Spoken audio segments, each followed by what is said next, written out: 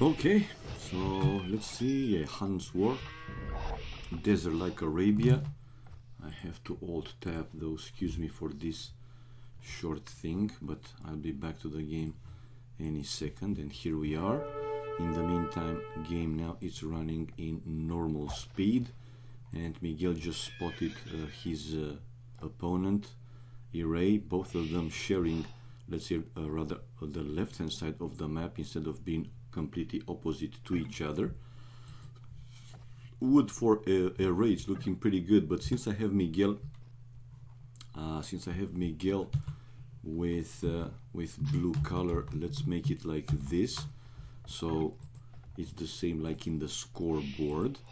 Okay, now Miguel running away with the scout and trying to save it, right?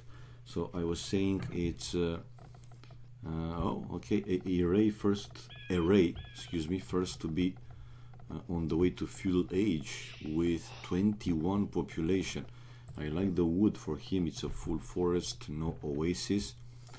The second lumber camp, not that great to be honest, but I mean, he could have gone, for example, here, right? Even though it's a bit risky because, you know, close to a hill and not, I mean, pretty far from the town center. Not super far, but also not close. Not that very, very good protection that he has with the lumber camp closer to the town center. And now he's building the barrack, while on the other side, Miguel, the gold is forward, placed almost close to that hill, by the way. The main gold for Array is safe, let's say safe, not complete. I mean, this wall, I don't like it too much. Better to come here, for example. I mean, you know, to the corner of this forest, because with ranged units, if they go around and in this area, you know, even a tower can be placed, or archers, cav archers later in the game. But let's see how this goes. For now, we have now Array with the faster feudal age. We know that the scouts are moving fast, and also they have increased attack, and he was able to take down Miguel's scout. Miguel with 3 villagers on gold, and interesting enough, 4 militias going to Array's base. So I'm pretty sure that he will research men at arms upgrade to try to be even stronger. Exactly, we have the double bit axe, the first upgrade for the wood, and men at arms. For a feudal age, men at arms, they are pretty annoying until also the enemy, the opponent, has the chance to build the archery ranges, and with a few ranged units like let's say 3-4 archers, well, a proper micro can take those down one by one. Alright, and fast palisade for Array to deny the men at arms going through, and right away when he spotted after the stable, this is the first archery range incoming for Array. Hello, X-Man. Ah, I like your nickname, man. X-Man, KX. Welcome to the stream, welcome to the channel, hope you enjoy it. While Miguel right away archery ranges, the second archery range in the way, and coming out with a few archers. And I also like the style of his building, because like that he will deny, if not full hill advantage for the enemy, at least some of the hill advantage, but I'm pretty sure that Miguel will continue with palisades or even a third archery range, blacksmith, you know, and between these two forests with the help of the buildings, yeah, he will make like a full wall. But here we have chance indeed, the chance for a raid to kill a villager, and he was able to kill a villager. Now the archers are coming, even archers in danger right now. 4 villagers still left and 1 archer down. Whoa, this is aggressive play. This was an aggressive play by Array. In the end, he lost 1 scout, now the 2nd scout, but he was able to kill 3, I think 2 villagers and 1 archer. That was a pretty good outcome. More and more archers incoming. To the left-hand side, Miguel trying to wall completely that side of the map and to be extra careful in front of the town center and to the right-hand side where he has even more. He is surrounded basically by hills. Yeah, but this one, it's okay for now. A small palisade here on the other side as well, it's necessary. And there you go. The wood for Miguel, though, not that good as it is for Array. This one, like I said, it's a full forest, so pretty good. And Array will be completely walled after he will finish this palisade in the back. Right. Well, not completely walled because in front of the town center it's an way in, but you don't see players going directly through the town center. Probably, maybe later in the game when with enough upgrades they are sure that they can go through with a lot of units to do some good raidings. If they have, in the start of the feudal age, mid-feudal age, yeah, with just a few units, nah, they don't go there. They don't go through there. And another scout going down, 1 more left. We have Array researching wheelbarrow. Miguel is 44 population, 38 population for Array building a blacksmith. Okay. For now he seems to be pretty well protected. A few more villagers now own wood for Miguel because he had too many on gold. Now he remained with 6 on gold and the rest, 3 more. Yeah, going to chop some more trees. He needs wood, more wood. And as expected, now blacksmith between the stone mine and one of the archery ranges. Hello Andres. Hello man, and hello everybody else watching the stream. Right, so as expected, and he will continue to make it again like a wall, like a full wall. Right, this scout trying to see if he has something like a single villager somewhere. Anyway, with only 10 hit points, I don't think he will be able to do too much, but if the enemy is not careful enough, yeah, that scout can take out another villager. They can do that. All right, and now in front of the town center, yeah, Miguel is fully walled, which has fletching upgrade on the way and wheelbarrow. And the group of archers, his group of archers going, going to harass the wood line. Well, very fast move, but even like that, Array losing 1 villager. And now Miguel, well, this is the solution. Array found it, right? 1 tower to place and deny the enemy to come close through this side. But yeah, here still the ranged units can go through. Whoa. Now we have full skirmisher army, which are best counters for archers. And Miguel losing right away 3 archers. Wow.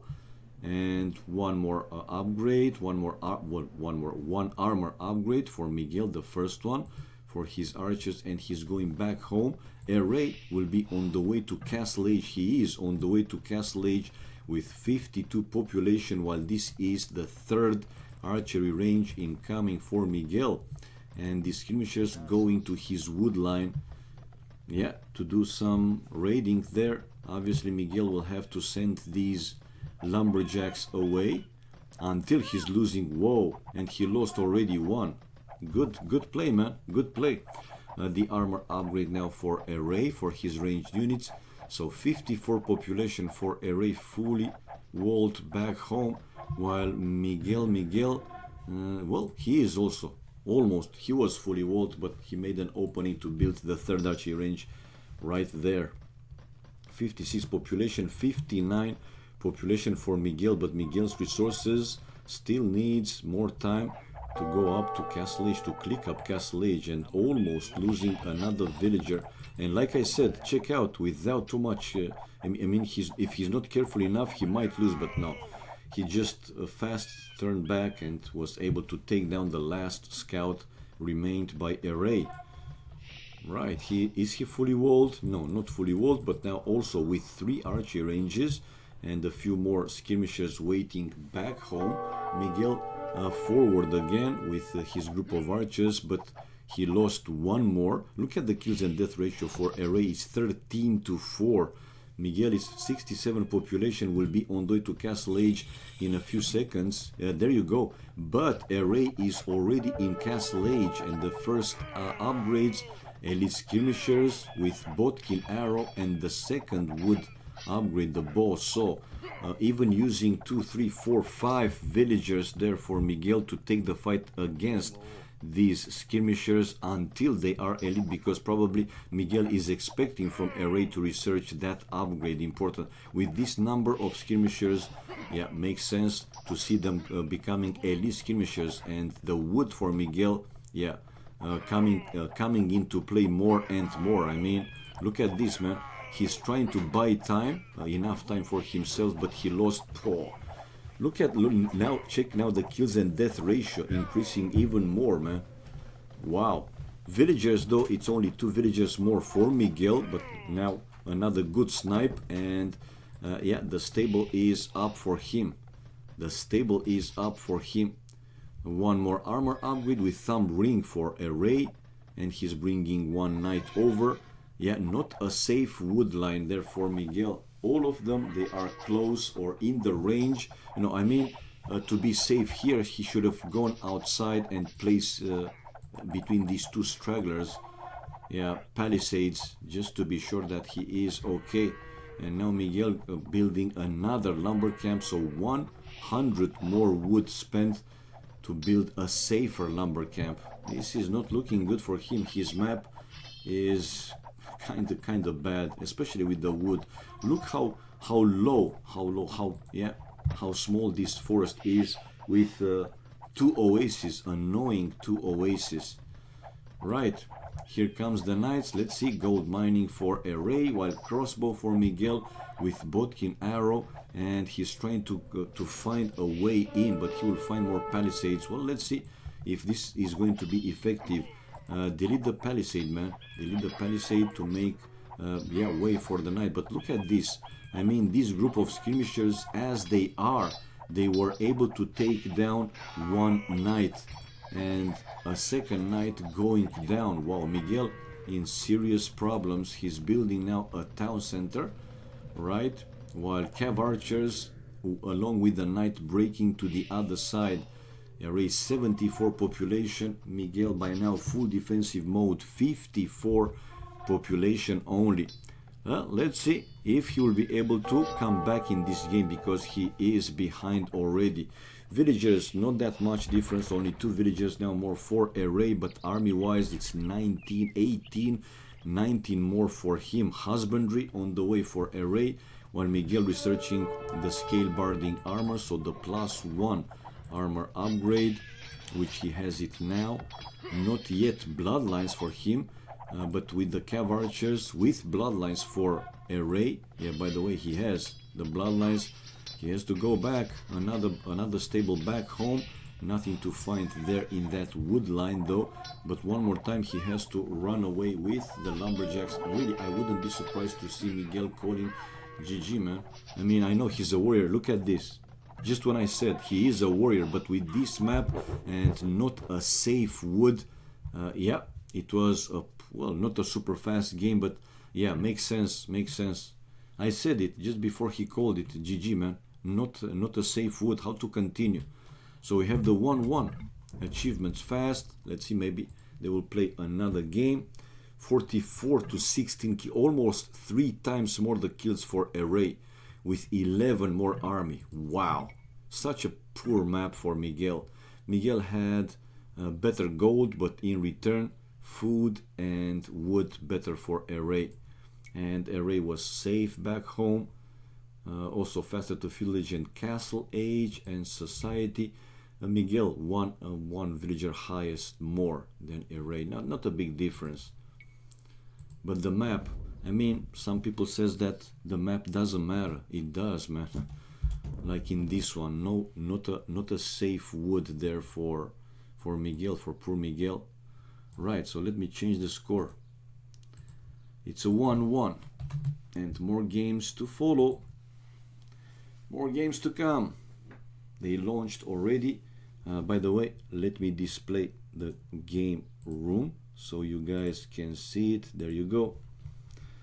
And we see the spec delay already displayed. That means 1 minute, more or less. Game 3 on the way. First game won by Miguel, second game won by Array. And the ratings, Miguel, if he wouldn't lose this one, he would have come even closer to 2.2k, while with this last win, Array went back to 2.1 plus k.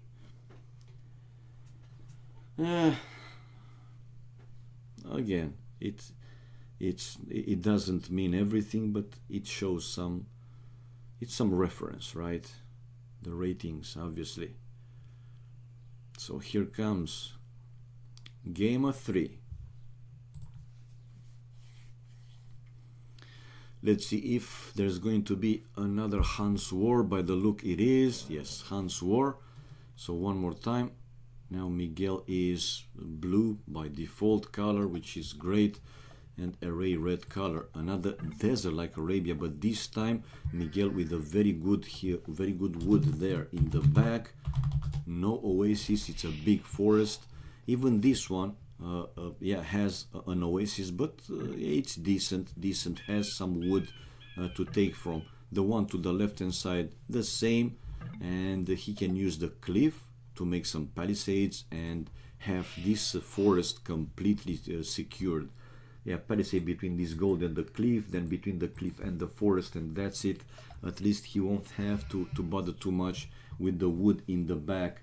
Do you know when we'll get a chance to see EGC Doubt versus ACCM or Stark versus Yannick? As far as I know, Slings Hot Mo. I think I streamed Stark versus Yannick. I think I streamed. I'm not completely sure, but I think I streamed that one because I remember that I also streamed Nikov versus Yannick for EGC. Doubt versus ACCM, no, I didn't. And if they are not yet streamed, or yeah, I will talk to Janet and we will find a day that if they played already, we're gonna stream the recorded games. We will try to find a good time for the viewers as well, and you guys will know about it. Yeah, but again, as far as I know, Stark versus Yannick, I got it streamed, but I think it was here in my channel. I have to double check. Anyway, again, we'll talk with Janet and we will come out with a streaming schedule plan, whatever you want to call it, to have all games for EGC covered. You get the idea. Right, Miguel going for the first boar, and let's see, on the other side, Array. It's a good forest. He has this small oasis, but plenty of wood to take, and almost a full wall thanks to this gold. Is it? I think actually it is. If not, only one small palisade and he will be completely safe. But on the other side, ooh, Miguel, I think he can even see that boar. Yeah, he can see the second boar of Array, but he doesn't care. He wants to find his town center, the other resources placement like the lumber camp, the gold, and so on. Oh, hello, Knitman. Hello. Nice to see you, man. Okay. Thanks for the answer. No problem, man.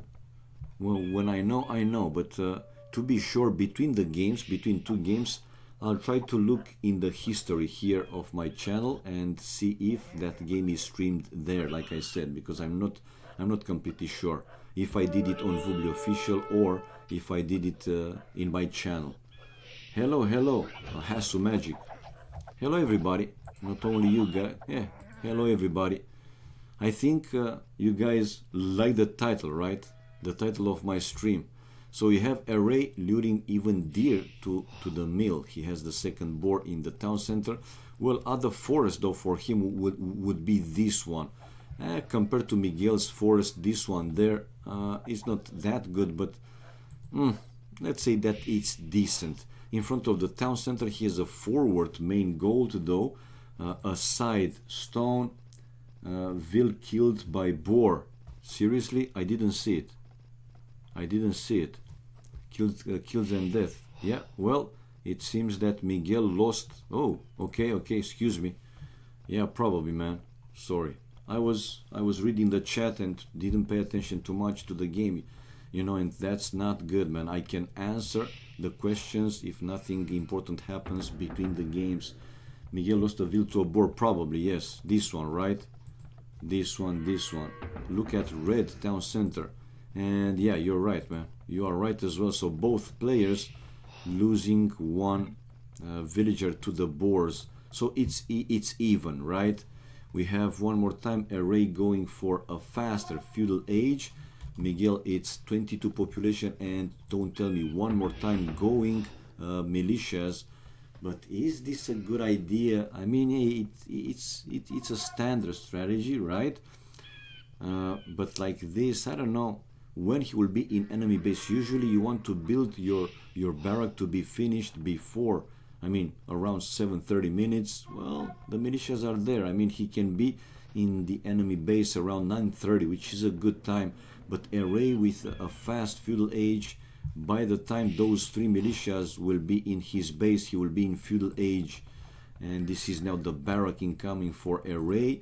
He just built this, like I said, I wasn't sure if it was a complete wall, a hole or whatever, but he built one more palisade and now he's safe. Miguel researching loom and whoa, walling all the map to the left hand side of the town center. He is walled in front of the town center. He will also be walled, but watch out, man. I mean, double check here. The enemy can go through like this through the oasis. Not anymore. Look at this, Miguel building a palisade, and yeah, we'll be safe. And now this is a stable incoming, and the militias are there. Excuse me for a few seconds, guys.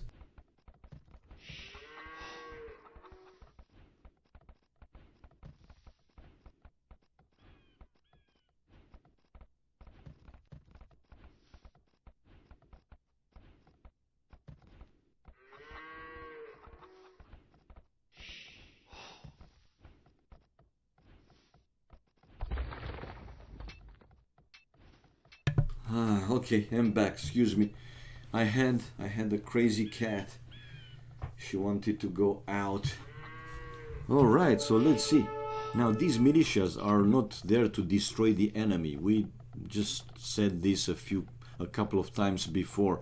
They are there to annoy the enemy, to buy time for themselves, to have the full wall completed, finished, right? And yeah, to be on the way to castle age a bit faster than the enemy. This is a standard, let's say, strategy. Is the so-called Drush Walls FC, and this is it. Crazy cat, indeed, Meatman. Crazy cat. She is crazy. Cat Suni, fight on. Hello, man. Right, so they're taking the fight. Array, yeah, with the help of a spear and a few more scouts, taking those militias down. So that's why I said I'm not a big fan of the Drush. Yeah, it can be effective and so on, but if enemy, in my opinion, if enemy it's fast enough, he's fast enough, then not too much damage that he can do. But on the other side, only 3 militias, not a big deal. And Miguel will lose his scout, yeah, because like I said in the previous game, once in feudal age the scouts are moving faster and also they are stronger, so able to take down the Dark Age scout. And here comes the first archery range for Miguel, this time fully walled and with better, I mean, this forest is safe until later in the game. No worries, no problems for him. And he covered, by the looks, all the holes. Yeah, he covered all the holes. There is no hole. It's a good one. Is that an apartment, cat, or house? I'm living in a house. She has a pretty big yard, but yeah, she likes to jump, you know, on the house. I mean, above, on the roof, blah blah blah. The roof. I mean, my English is just basic. Excuse me if I'm not make myself understood. The second archery range incoming for Miguel. She's going out the streets, jumping the the fence. Anyway, Castle Age as expected, because again I said usually the player going for drush, walls and FC. This means FC, fast Castle Age, and here we are. Miguel will be in Castle Age under 18 minutes, but Array coming forward with 5 villagers, and he will build probably the first tower here to deny Miguel going for this stone. He doesn't know if Miguel has another extra stone in his base, and he does. But the first tower coming there. Great title, dude. Yeah, man. Revilo Hamster, yes it is. So the first tower he will try to go through, but Miguel is on the way to Castle, is researching fletching, and he has archers inside his archery ranges. 35 population for Miguel, it's 38 population for Array. Array building now the blacksmith. Only 2 villagers on gold. He will need a lot more time to be able to go up to Castle Age, but he might be able to break through. But let's see. Miguel might even place a counter tower, defensive one. Yes, here comes the tower. I mean, he wants to have the wood line a bit more secured. It's 40 population for Array. It's 38 population for Miguel. And here he is in Castle Age, researching probably Botkin arrow, exactly, then crossbow, and the second would upgrade. And right in time, this tower is up and ready for Miguel. With Botkin arrow, he should be okay, but check out the tower incoming for Array, close to the enemy tower. These scouts are in the range of either the tower or the town center, losing already 2 or 3, a couple of them. And whoa, 1 villager down, the second down, and almost the third down. Whoa, whoa, whoa, Array losing almost all the forwards, if not all the forwards. So sometimes the faster Castle Age, it's paying off. Look at Array though. Array, he's still staying aggressive. But what to do now? By now, the crossbows are even, you know, better to handle against these scouts. And Miguel tried to trap those scouts, and actually he was, he succeeded. 2 more scouts going down, and the last 2 going down just like flies. There you go. There you go. So Array failing in this tower push. Fast enough for Miguel to be in Castle Age and deny the second tower, which, well, if that tower would have been built, then 2 or 3 or even 4 farms would be like bye-bye for Miguel. But like this, he is more than safe. 44 population. We will switch to Cav Archers, exactly. At some point in the game, we will also see a stable from Miguel to research the bloodlines. This will make the Cav Archers from 50 hit points to 70 hit points. It's a very important upgrade, and 1 more villager coming forward for Array. But the group of crossbows for Miguel, he spotted the villager. Oh, it's not working. It's not working. It's my game. It's my game. It's my game, it's my game. This is how Miguel is singing right now, man. Yeah, this is, or by the looks, should be his game. But let's see, 2 stables and Array. How far now? It's in feudal age. So he's planning, like in first game actually, to take the full feudal fight. I don't think this is working, man. Hello, AoC lagger. Yeah, man. I mean, this is life. It's just short and full of shit, man. You have to be, you know, to take everything that's good, and yeah, enjoy whatever you can have. It's my life, the hair song.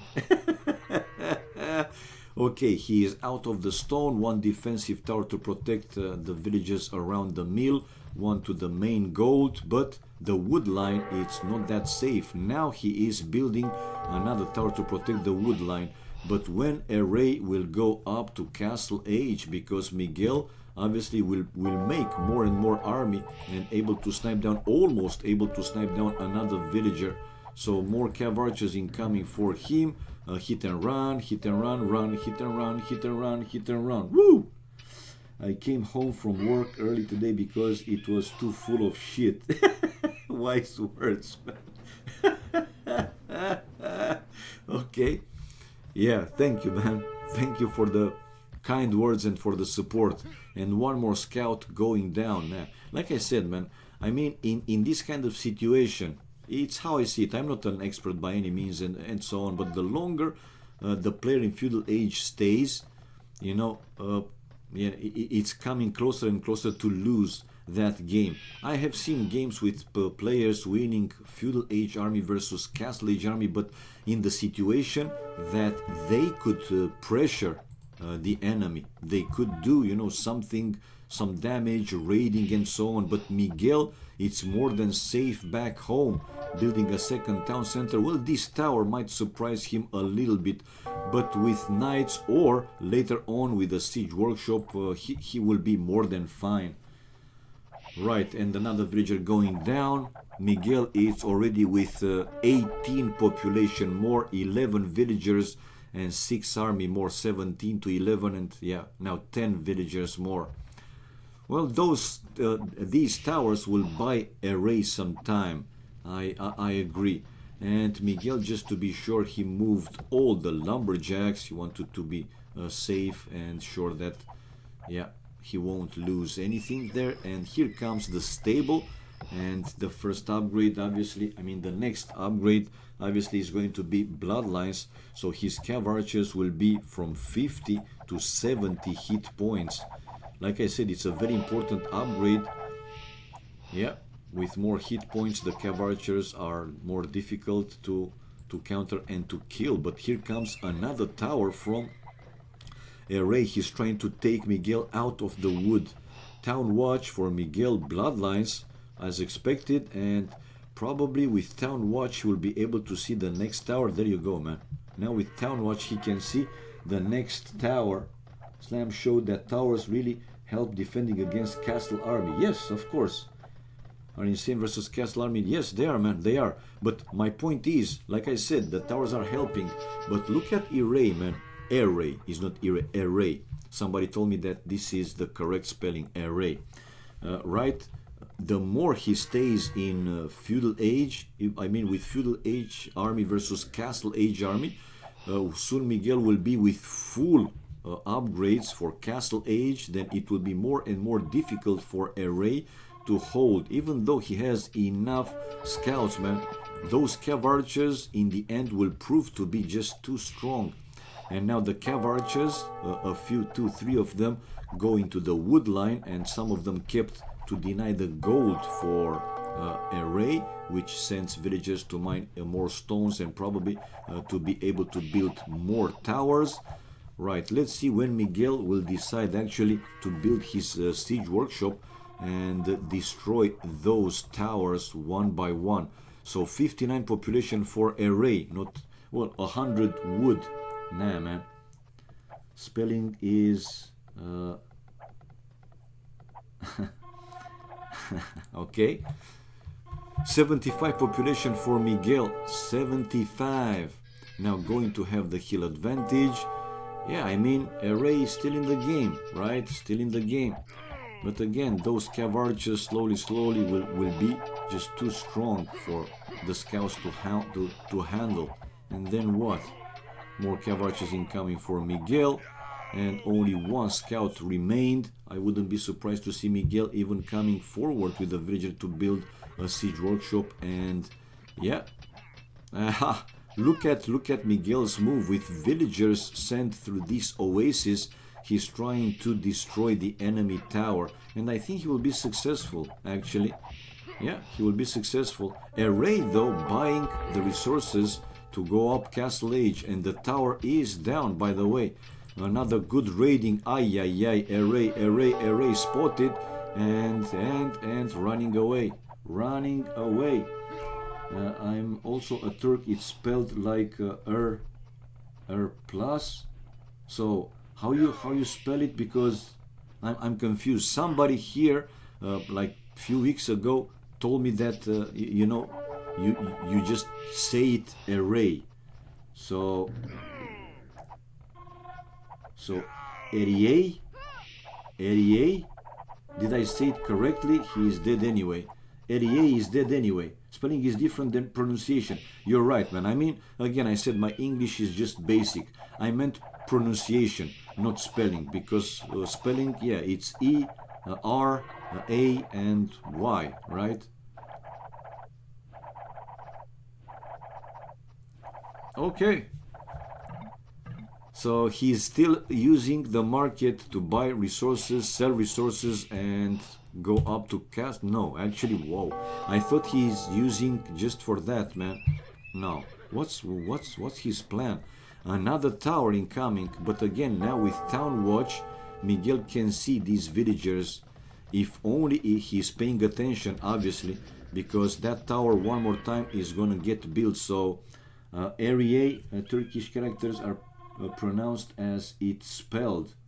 Okay. So how do you pronounce his name? Anyway, in the meantime, he is Array. Sorry that I don't know the Turkish pronunciation. It's not that I want to be disrespectful or whatever, but it's not my native language. So GG, man. He tried to drop another tower, but he wasn't successful enough. Ari? Oh, okay, Ari. Kederlendrich. Thank you, man. So Ari, right? Ari. Okay, I can deal with that one. It's even easier than array or array. Ari. My butt hairs are not short. Glocken, this is exactly what Super Bua said yesterday. If it's like this, then he will leave. He will be like, a Highlander, immortal. Is spelled, I is spelled single. Nah, man.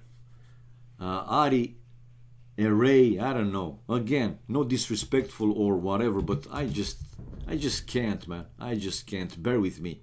So military, Miguel with more kills, 25 more kills with only 3 largest armies. So that speaks, how strong the Castle Age army is compared to the Feudal Age army. Array with more food and stone, while wood and gold. Look at the gold, huge difference for Miguel, and also the wood, pretty big difference. And technology, yeah, castle versus no castle at all for Array in this game. Society, 33 villages, highest more for Miguel. It was a total domination in this game for Miguel. Just say, ay. I hope I'm too hairy. I'm too hairy for the guys in prison. Glocken, obviously guys with the best comments around. Good job, Mr. Glocken. Thanks for trying. Yeah, I am. I is I. Yeah, I.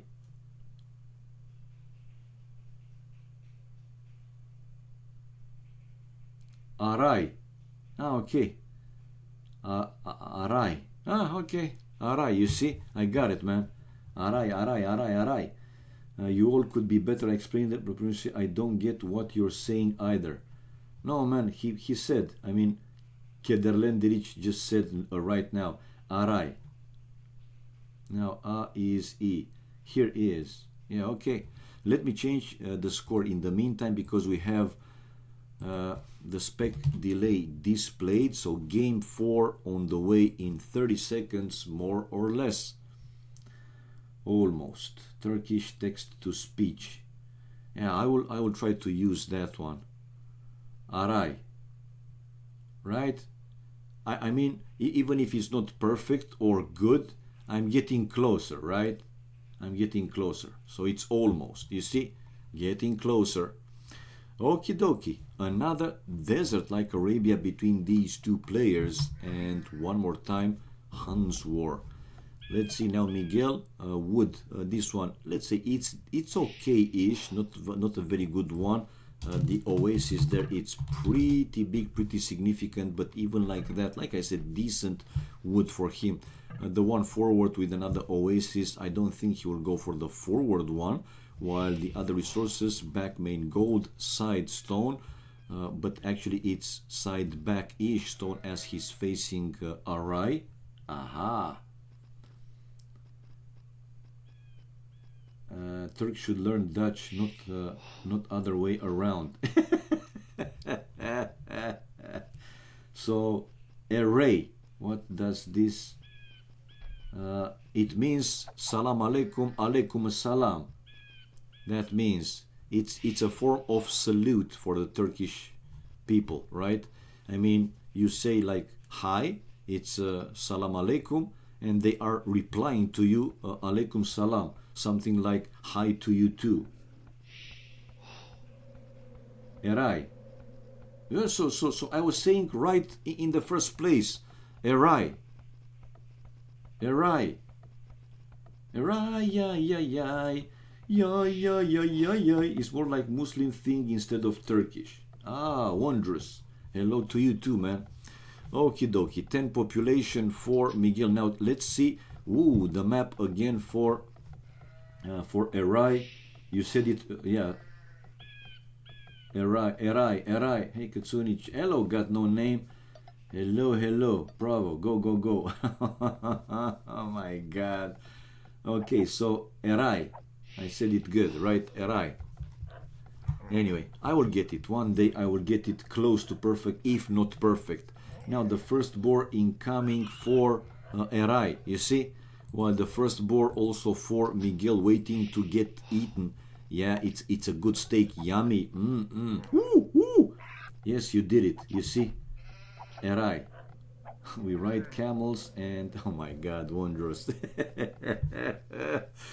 Right, but the second boar for Miguel is behind that forest, pretty far away, and I'm seeing now 3 villagers only on wood in early Dark Age for Miguel, which means that this time Miguel will go for a fast feudal as well, because 3 villagers on wood, the same for Eray. That means both players, most likely, they will go for a fast feudal age in this game. We won't see a drush, and also boar pretty far away, even further away for Eray than for Miguel. I'm not convinced. Will he take the boar to the mill? Okay, he will go to the other side to the other side of the forest. Let's see.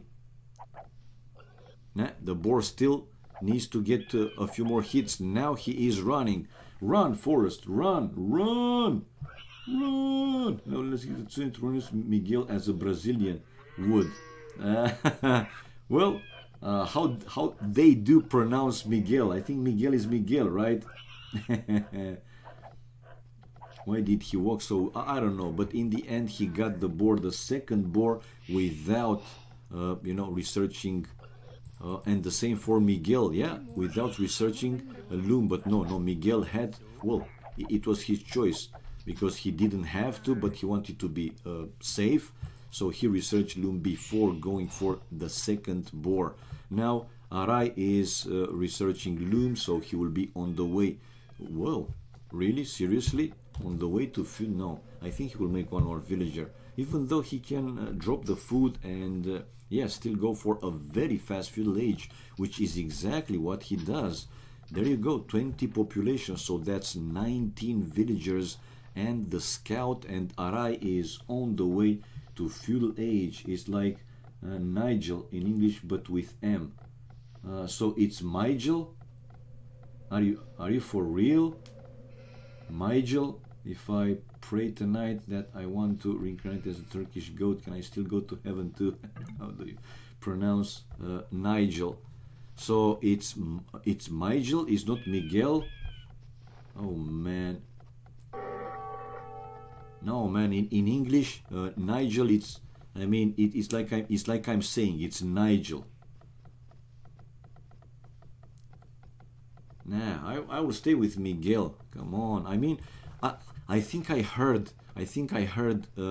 Seriously, I heard fire. Remember the rumble in the jungle, especially the first one. Not rumble in the jungle, but one time when we did those show matches with the support from Cannablis, Michael, right? We had Fire and Miguel with us in TeamSpeak. And Fire was calling him Miguel.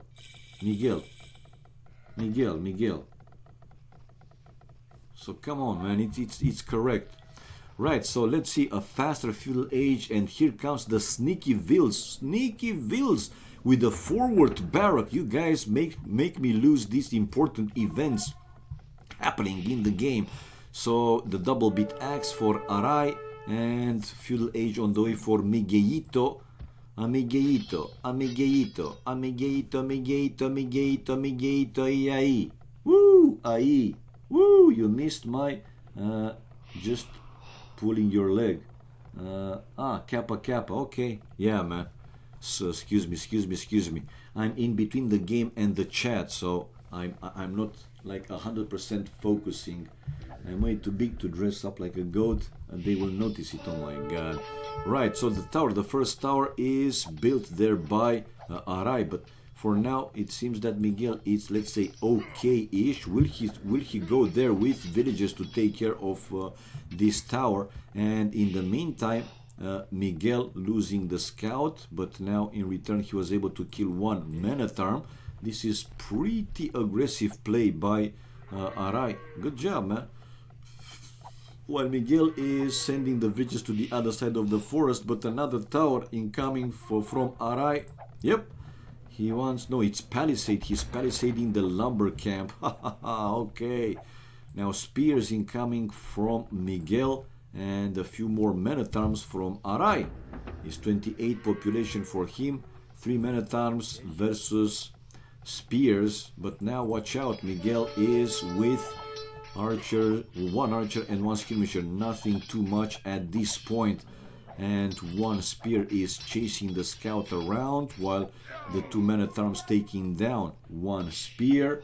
That's okay. Perfect tower position. Yeah, it's a good one. I mean, he's denying both these gold mines for Miguel. That's not the best outcome for him, and even palisading some of his lumber camp. But let's see, Miguel now going aggressive with the other villagers to try and take down at least one of the forwards. So let's see. 29 population for Arai. Back home he seems to be more than fine. Yeah, this lumber camp is working pretty good. Now villagers on stone, 4 villagers on stone, 3 on gold for him at this point to build even more towers if he wants or if he needs to. So 29 population, 32 population for Miguel, and Miguel losing another villager. He was trying to take down one more forward vill. Wow, pretty bad map again for Miguel with the wood.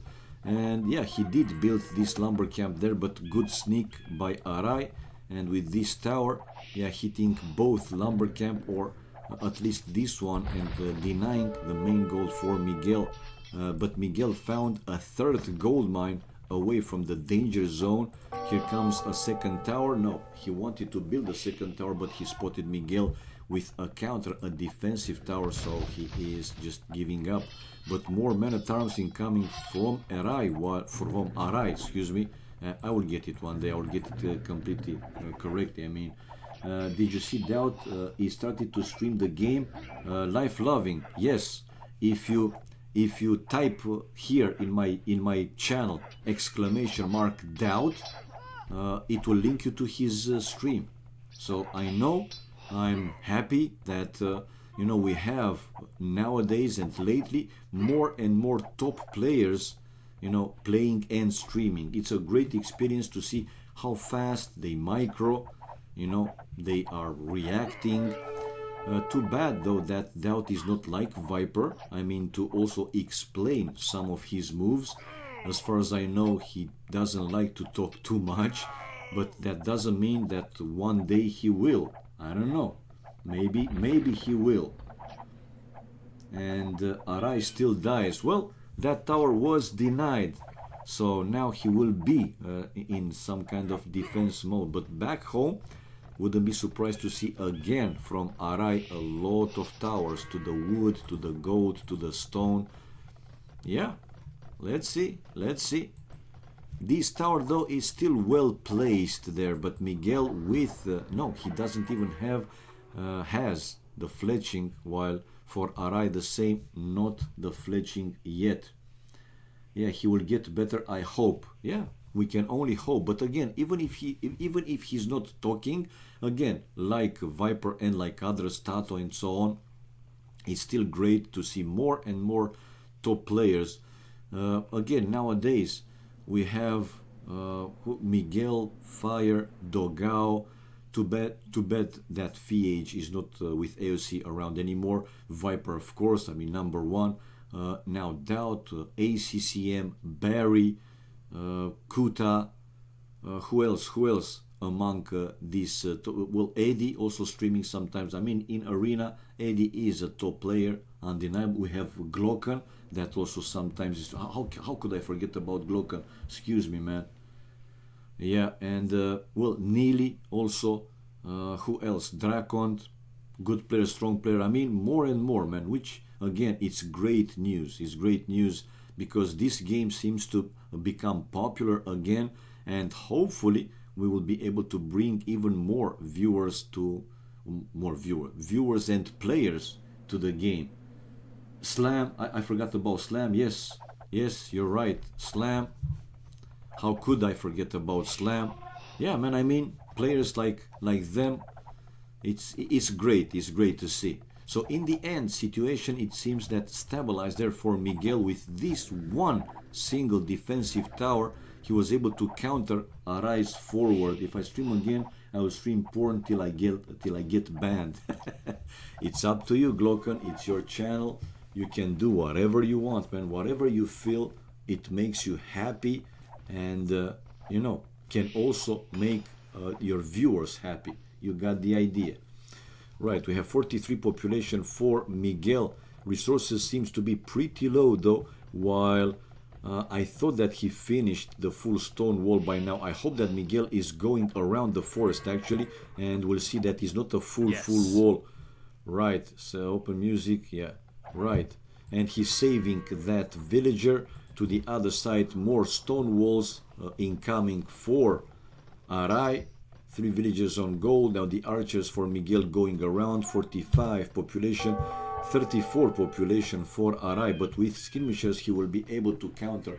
Now we have another option, Miguel, to try and still out micro his opponent Arai, or to build a stable, add a few scouts to counter specifically these skirmishers, or simply take advantage of his better economy, or so he seems, right? Because the score shows that he has some lead. Okay, but if none is watching, on stream will get you banned quite fast if people are there to report the stream. Yeah, so far no report yet, no report. I've just nice viewers. Yes, you do, Glocken. So yeah, like I said, Miguel for now is just out microing his opponent, while back home more and more outposts, and he wanted to build another outpost, but archers, whoa, archers from Miguel taking care of the remaining forwards. 2 villagers, 1 more tower though in the end there for Arai, excuse me, to deny again that lumber camp. And it's time for Miguel to run back a little bit. Arai is 40 population, resources very low, especially with the food, while 54 population for Miguel, also pretty low resources. Villages, though, it's 8 villages more for Miguel, and army it's almost now it's double, or in the range of double. And slowly to the left hand side of his town center, Arai was able to to build a full stone wall. Still 4 villagers mining stone, and another villager now incoming for Arai to continue the wall. It's going to be like a huge wall. It's a huge wall in a huge map. Nevertheless, this poor skirmisher, yeah, I was about to say, might get gangbanged by these 2 wolves, which it just happened. And Arai researching now wheelbarrow. He is camping his skirmishers army on top of that hill, while on this side, oh, Miguel able to take down one of the towers, and now he can mine this gold ore. After he's destroying this palisade, if he wants to, actually he can chop some more wood, but by now he's just chopping around the palisades. Wall loss. And let's see wheelbarrow for Arai, and slowly this is a huge wall incoming for him. Whoa, 67 population for Miguel, and 45 now, 68 to 45. And we have, well, as expected, well, I said that he might consider to build a stable, which he did, and with scouts to take care of the enemy skirmishers, which again he did. And this is a hole between the 2 trees, and GG, right on, when he saw the archers going through. If you want to build a full wall, you have to double, triple check. Ay. Ho ho. So after failing to do the complete wall, we have Arai calling it GG, and we have Miguel increasing now the lead to 3-1. Ho ho ho! Achievements, Great Wall of China, but even like that failed with the wall. 26 to 6, so 10 more kills for Miguel with 13 more army. Arai with better food and stone, but gold and wood was for Miguel. And technology, faster feudal age for Arai, but not a big difference. And society, 12 villagers more, highest more for Miguel. Right. So we have the 3-1 people. Woo!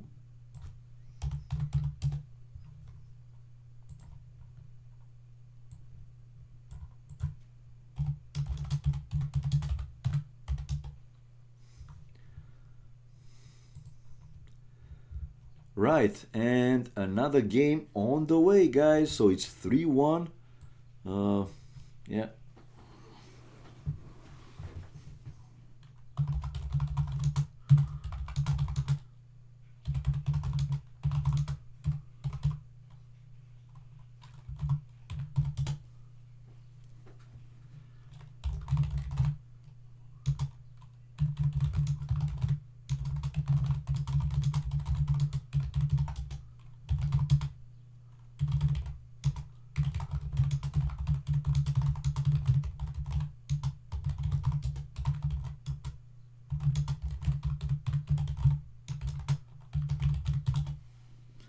Aha, even Chinese fail sometimes. For sure, man. For sure.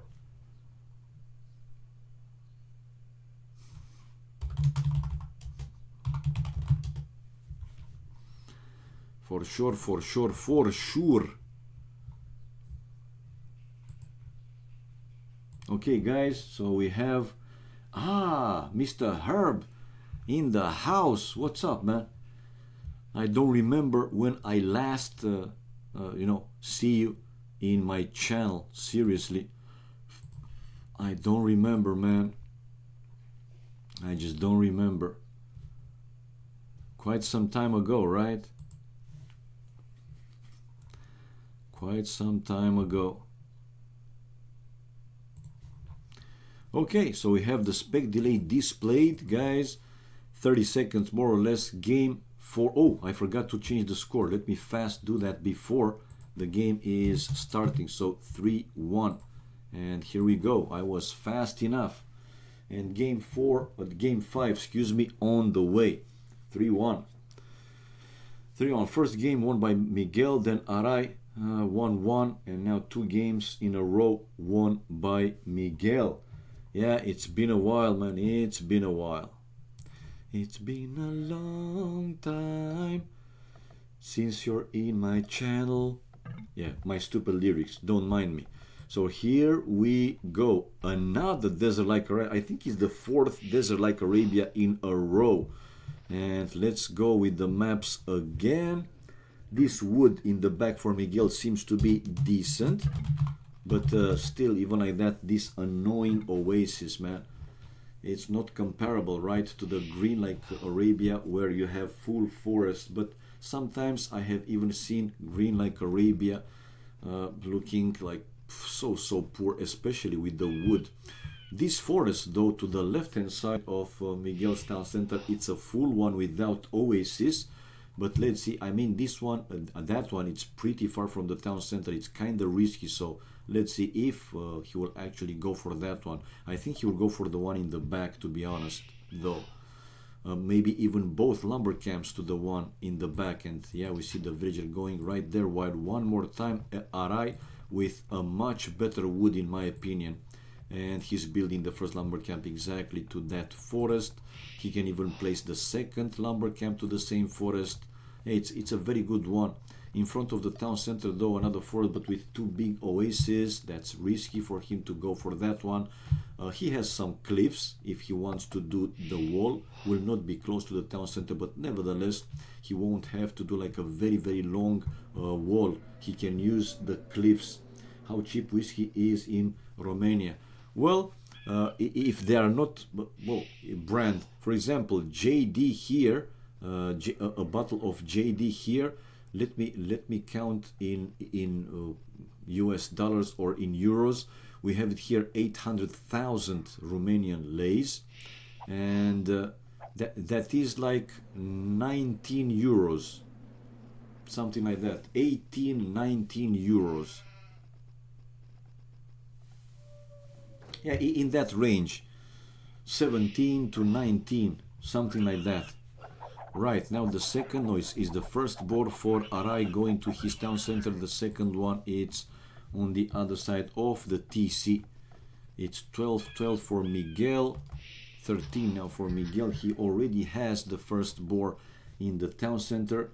It's like 60-70 USD here. Whoa, seriously? Wow. Yeah, man, it's not that expensive here, seriously. I'm surprised. I started day drinking as well. Rip me. So 15 now population for Arai luring the first deer to the town center and going for the second boar. Miguel with the scout going to find his opponent, and he is finding his opponent. If he continues like that, he will kiss the enemy town center. Watch out, watch out, watch out. Let's see how fast Arai is. Whoa!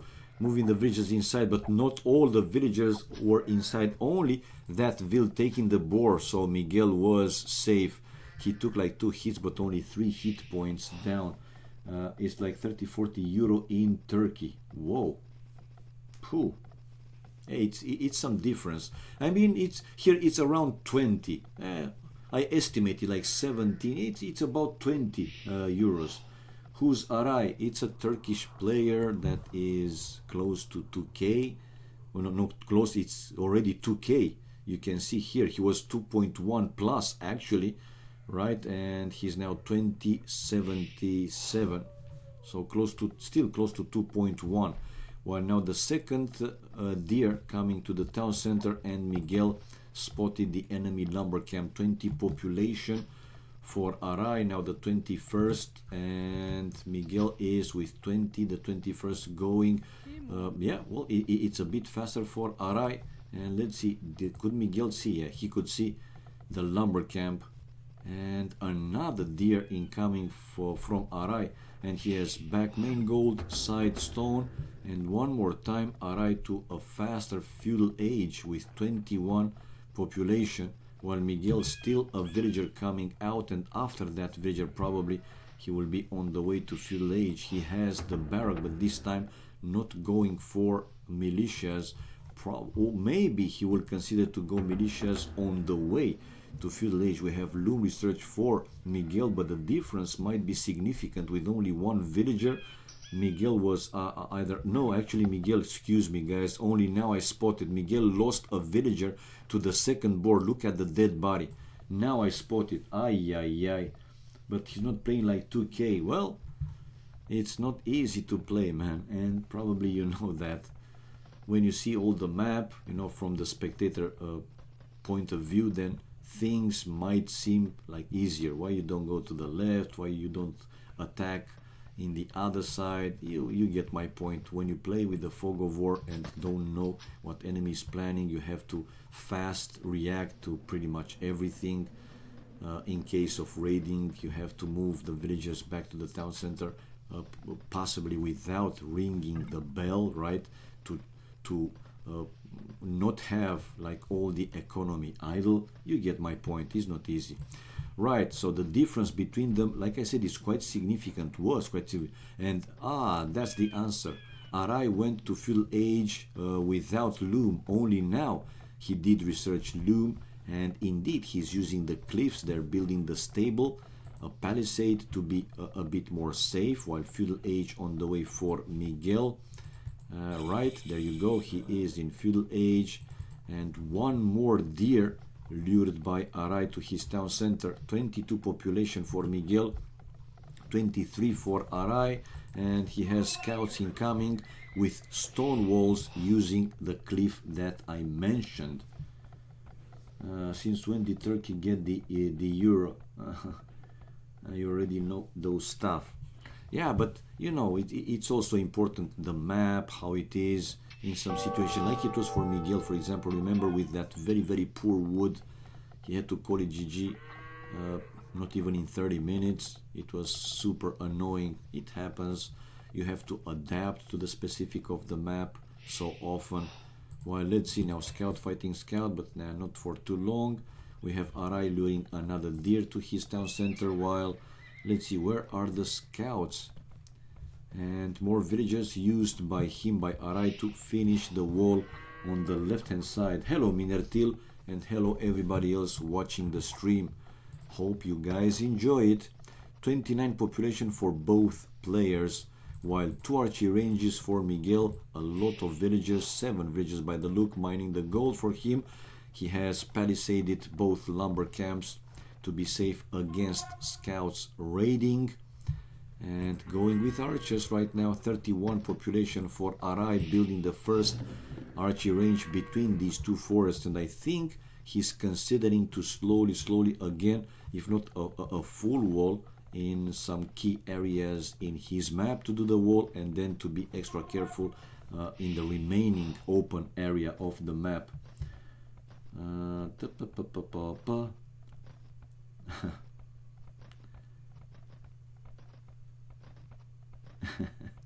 Okay, 37 population for Miguel, and oh, the scouts, here comes the scouts.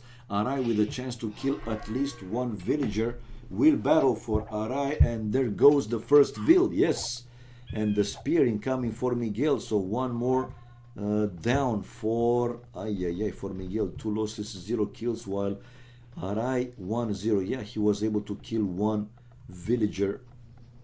The other loss, remember, I showed the dead body. Well, Miguel losing to the second boar.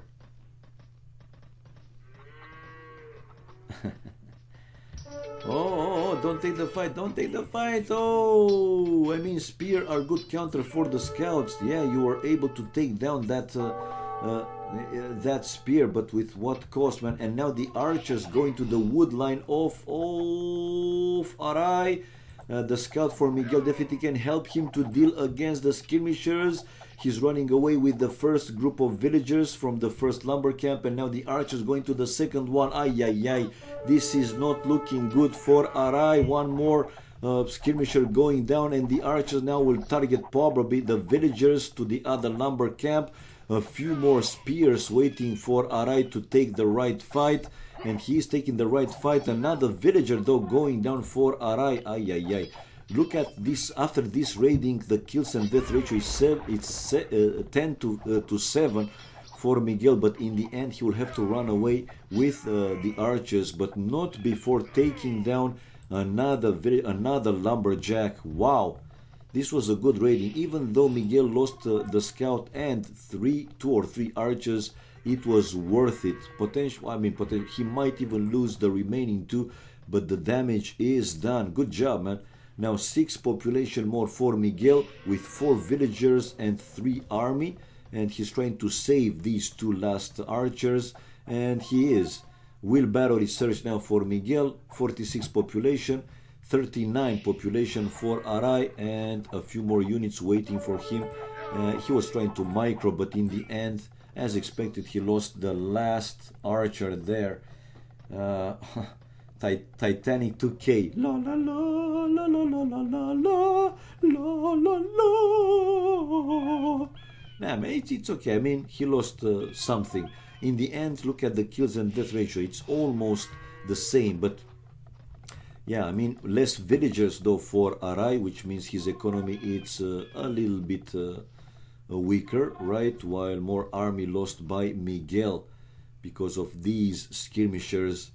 And let's see, Miguel with also a stable. He's kind of expecting Arai to come forward with this group of skirmishers. And Miguel. Whoa, that's not good. Now it's a counter Titanic for Miguel, which is laughing and losing 4 archers like nothing. Ay, ay, ay, 5 archers. It's a full. Oh, why, lovely. What can you do in this kind of situation but laugh? Oh man, why he didn't run away to the opposite side when he spotted the enemy army? Ay, ay, ay, ay, ay, ay, ay. This is something you don't wish to happen to yourself, man. Whoa, now these scouts can take down a few skirmishers, but again, the counter damage is done. Now Arai with more kills. The ratio kills and death, it's better for him. Villagers only 1 more for Miguel, researching 1 armor upgrade, while he's trying to go for another raiding, this time along with 4 scouts. Well, let's see, 1 spear and archer skirmishers for Arai. Arai is 57 population, 56 population for Miguel. Remember that he had more population, like I don't know, 10, 11 more, but after that fight, oh man, he lost archers like crazy. Anyway, he's keeping the archers there in the range. In the meantime, he's researching Bloodlines upgrade, and we have Arai trying for a fast palisade to deny those scouts going to his wood line.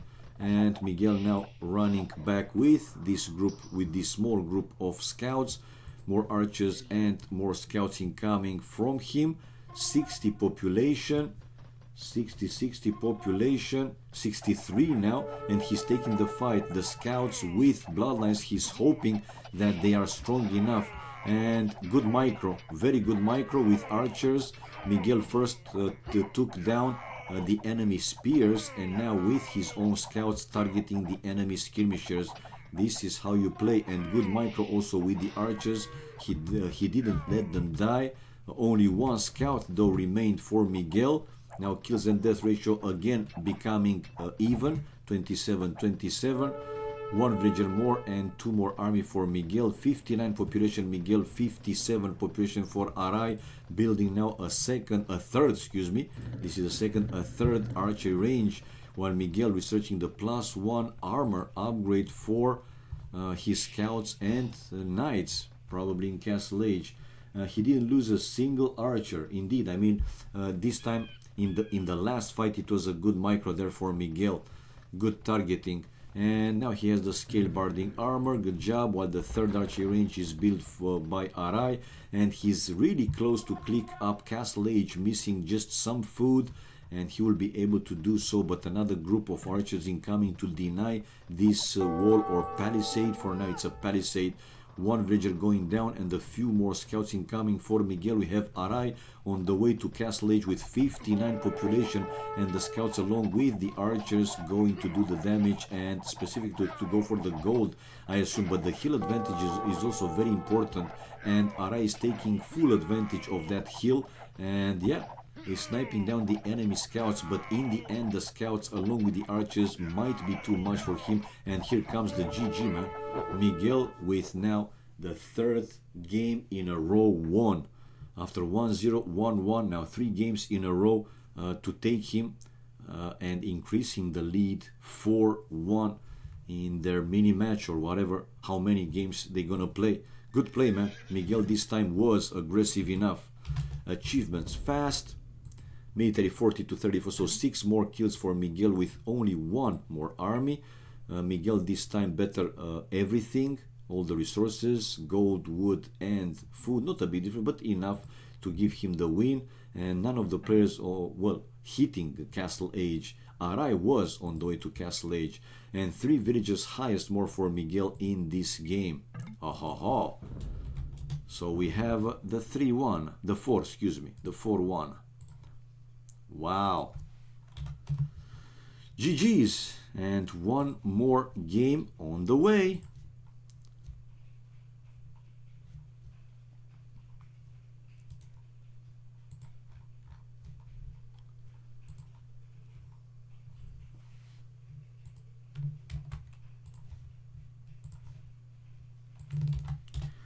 So what's up guys? He didn't lose a single archer, indeed, man. He didn't lose a single archer.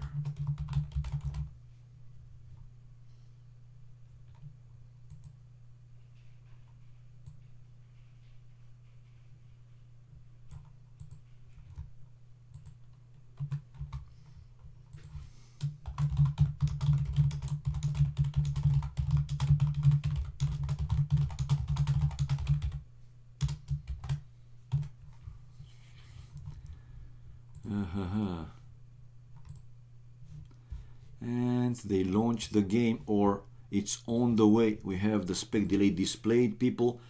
Let me change the score. It is 4-1. I did it this time. So game 6 on the way. What is wrong with my with Miguel, with my gel? Got no name. Okay. 20 seconds, even less than 20 seconds. Yeah, it's 4-1, man. He's playing very, very good, to be honest. In both team games and 1v1, he seemed to be not in his best of the best shape, right? In the grand final of the Masters of Arabia 2v2, when Nikov and Miguel lost to Viper and MBL, but nevertheless very, very good and strong play, consistent by Miguel. I like it. Okay, chat off and let's go. This time finally we see a green like Arabia, and one more time Hans the forest. It's very good for Miguel. He has back gold as well with a side stone, another stone forward though, and another gold to a side, and another one also to a side back-ish. In front of the town center though, Miguel seems to be pretty wide open, so let's see how he will deal with this one to take some of the hill advantage. Probably he will play this one aggressive one more time. So 7 population on the other side. Arai is with a side forward-ish, main gold, also a side stone. Forest, it's wood, it's good for him as well. Another gold to a side, even further away from the town center, and the third gold mine for Arai is forward. Everything forward. Everything forward. And in front of the town center, also for him, he is pretty wide open. So yeah, as they facing each other, it's an open map. Let's see how both of them actually will deal with this type of map. It's 10 population, 10 population, 10 populationische. Now the third villager on wood. Let's see if Miguel will send 4 villagers on wood. If he does, then he might go drush wall FC again. No, this villager now is going to bring the first board to the town center. Ay, ay, ay. Can he see it? Yes, he can see it along with 2 more sheep, and he now just spotted the second boar. Yeah, and here comes the Vil. Here comes the Vil. Will he have enough time? Will he have? Yes, he will. He is going to be fine. We are expecting another great Chinese wall from Arai. This time is not that easy, though, to be honest. Well, let's see. Arai can, yeah, well, good scouting, very good scouting actually. He found just the last 2 sheep, and the second boar pretty forward. How to do the wall, man? Because if he does wall, then it's going to be like a huge wall. Seriously, a huge wall. All right. One more time, we will find out, right? 3 villages on wood for Arai. One more time, he will aim for a fast feudal age. The same this time for Miguel. I mean, this time again for him, because in the previous game he did the same. So both players going for a fast feudal age. Now a villager for Miguel going for the second boar. Hopefully he will not lose a villager like in the previous game, though. And that deer, not the best lure for Miguel, to be honest. But nevertheless, not too far away from the town center. It's okay. It's okay. Right, so we have 17 population for Arai. Now the second board in the town center. The same for Miguel. And, ooh, the scout for Arai. The scout for Arai. But he's saving the scout, taking some hits. There you go. And that boar is okay. He's going to get it without any problems. Miguel going with the scout to find the enemy base. Arai needs to be aggressive. Both of them needs to be aggressive, because Miguel as well, he's pretty wide open in front of the town center. Not like Arai, I agree. I mean, he can easier wall, for example. It will still be a pretty long and big wall, but it's a bit easier for Miguel to wall using the cliff and the forest, right? This cliff and the forest, the forests. While for Arai, yeah, well, he can also use this cliff, but it will be a wall close to the middle of the map. I'm not convinced that he will do so. Again, we'll find out how both of them will deal with this open map. Right, now the second lumber camp for Miguel to the other forest on the right hand side. Arai researching loom right now, while Miguel, one more villager coming out, so 21 for Arai going up to feudal age faster, while Miguel 22 researching loom. So like in the previous game, Miguel has back gold. True, Hasso Magic, I agree. I mean, this is an important difference. Yes, it is. I totally agree. All the resources for Arai are on a side, forward-ish. Yeah, pretty far from the town center, this town, also close to a hill. I know what you mean. While for Miguel, yeah, forest goes to the edge of the map, This main gold, it's pretty safe for Miguel. Difference between them, though, it's 27 seconds. Well, more or less is that villager. To train a villager, you need 25 seconds. So 27, yeah, it's almost the same. 25, 27, it's only 2 seconds, not too late, right? The second lumber camp for Arai to that back forest. Finishing the barrack before hitting feudal age. Miguel 22 pop. Faster a little bit for Arai. Let's see what he's going for. Well, he will go for stable and scouts. He has 2 farms already. No villager on gold, and it seems that Miguel will do the same. He has 1 farm already, and he had 1 deer lured to his town center.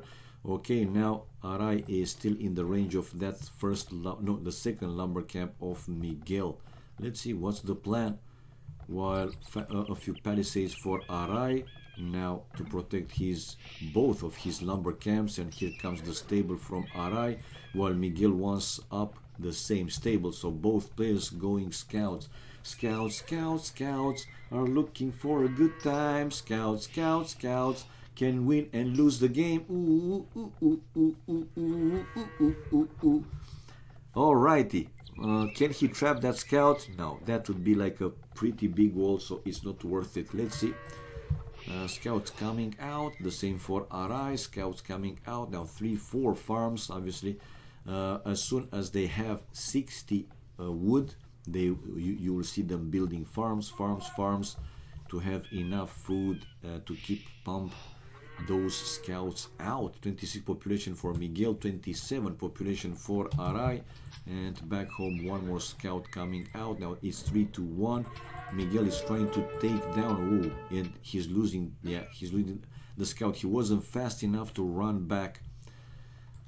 Only a bit late, he spotted Arai with 2 more scouts. I mean, you know, these things can make a difference at some point in the game. If one player continues to do like Miguel did, you know, send one by one the units and die, yeah, the difference with the military will increase more and more, obviously. So 30 population for Arai, now more farms, even more farms, and one more scout coming out. Right, and another scout on the way. Yes, another scout on the way. 32 population for him, it's 32 population for Miguel. Also enough farms, some palisades, at least to this lumber camp, right? Not to the second one. In the range of the second one, he has 1 spear, but against this group of scouts might not be enough. 6 scouts, probably more to come. Now villagers to mine gold for Arai, the same for Miguel. The mining camp really, it's like glued to that gold. And another fight there. Only 2 scouts, but Arai is coming now with more.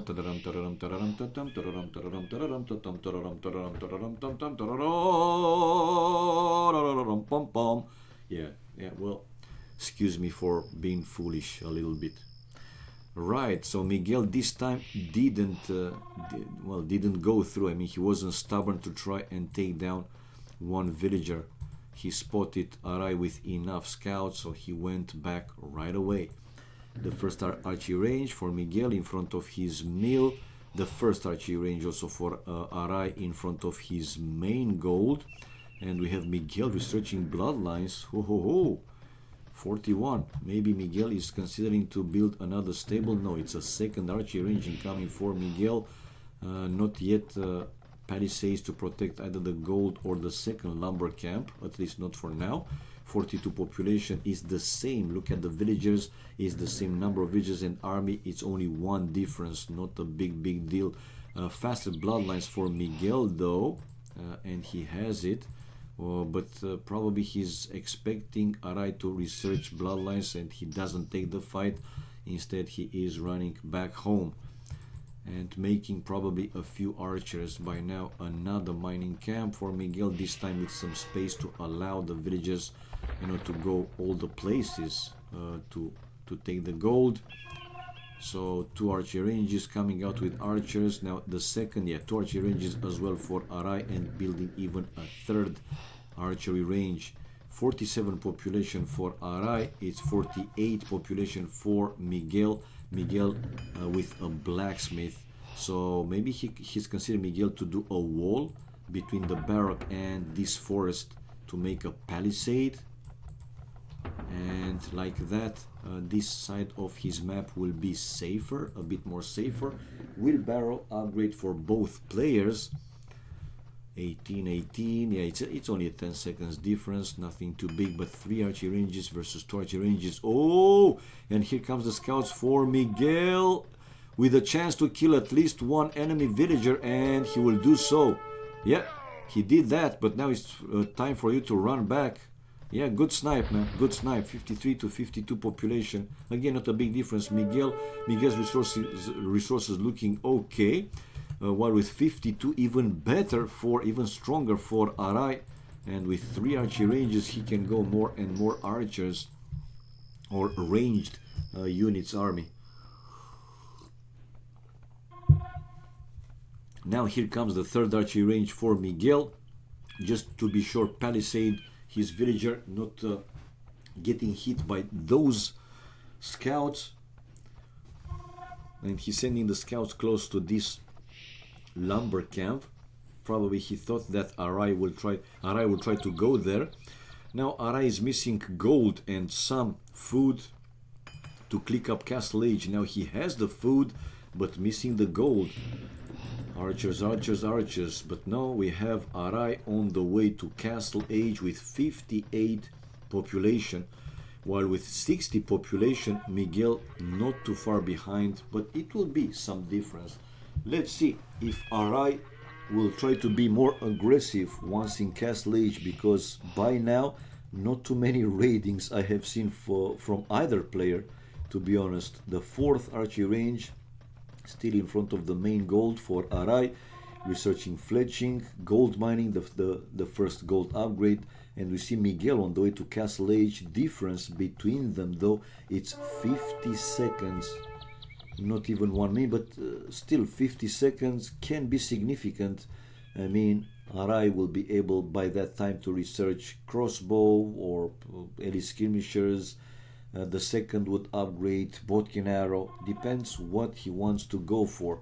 But by the looks, yeah, he will make the switch into cav archers with 4 archery ranges. I think he will research the crossbow because he has plenty of archers there, and obviously crossbows are also strong enough, but he will make the transition into cav archers once in Castle Age. And after researching the crossbow upgrade, we have now Arai finally coming with scouts for a raiding, while Miguel also counter raiding with his group of archers. And ooh, the scouts are in the gold line, but for Arai he's first dealing with these spears, and Miguel can move some villages inside the TC, which he does right now, and it's time for Arai to run away. The kills and death ratio for Miguel 6-3. I mean, Arai, if he would have gone through right to the other lumber camp, then maybe he would have a chance to deal some more damage. So let's see. Crossbow with Botkin arrow with the 2nd would upgrade, so all important upgrades. Now at this point, these scouts helping Miguel a little bit, and we have Arai preparing to build a 2nd town center, but the archers and the scouts still there, so potentially a few more villagers might go down. Well, 3 villagers, man, it was good. Even if he's losing 1 scout or 1 archer, it was good. Now the kills and death ratio increasing 11-6, but the scouts for Arai one more time trying to go through and going back. Crossbow upgrade for Miguel with Botkin, and the 2nd would upgrade. Now crossbows taking care of those scouts, and we see university and a 2nd town center for Miguel, while at this point it's a 3rd town center for Arai instead of university. He values probably more the economy. Light cav upgrade for Arai. Only 1 stable. With only 1 stable, seriously, you consider to research light cav upgrade? The enemy, I mean Miguel, also has these crossbows and will also make the transition into cav archers potentially. And here comes the light calves, which are strong enough to take down the enemy crossbows. Are they? In the meantime, Miguel will finish his town center even with the cost of these crossbows and probably 1-2 vills.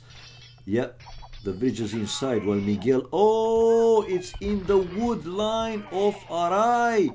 Even if he's losing again some of the crossbows, it was a good, very good raiding, taking down 1, 2, 3, 4, 5. Look at the kills and death ratio now, again increasing in Miguel's favor.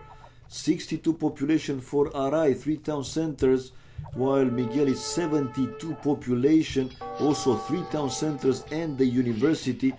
And these annoying light calves taking down another villager was good, man, was good.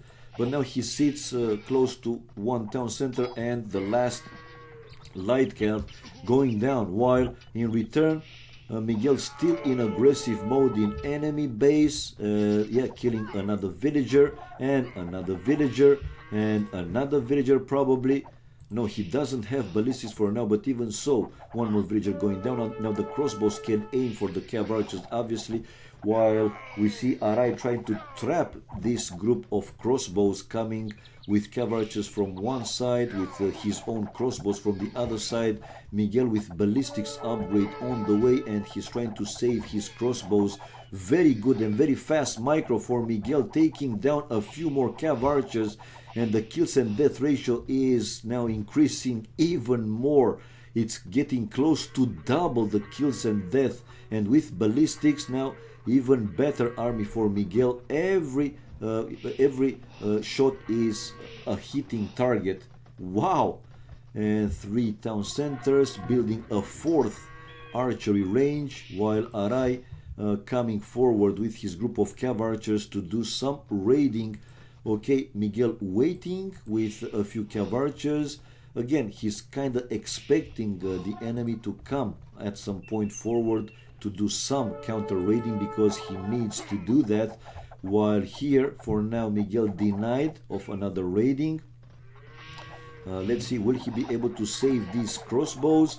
With ballistics, like I said, and a good micro, he can take down the enemy's army, but only 3 crossbows left, not too much to do for him. While the cav archers for Arai getting closer to these lumberjacks with the town centers. Let's see how fast Miguel is reacting to this one.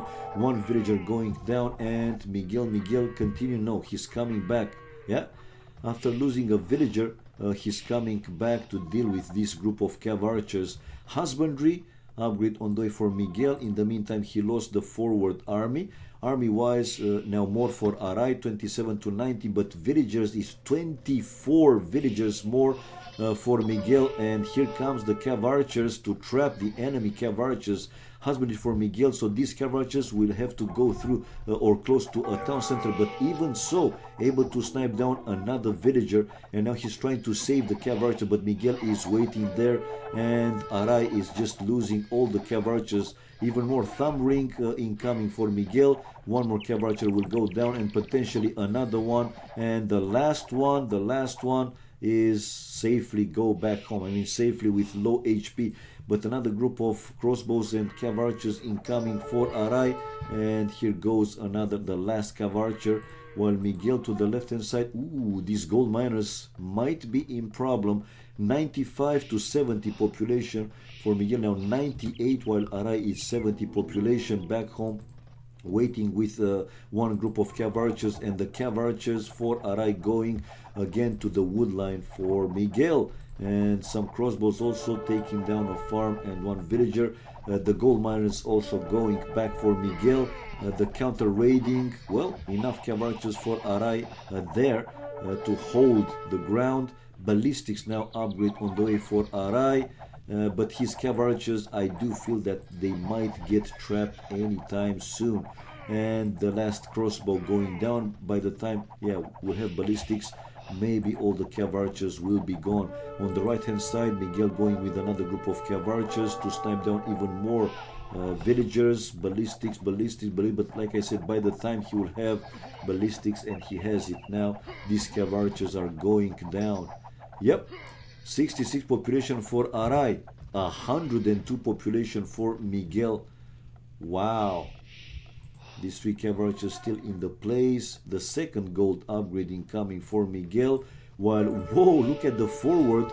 2 siege workshops for Miguel waiting there. Hello, vicious marauder.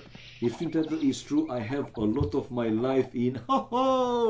Vicious marauder. This is exactly what Super Boa said yesterday. If it's true, I will be immortal, man.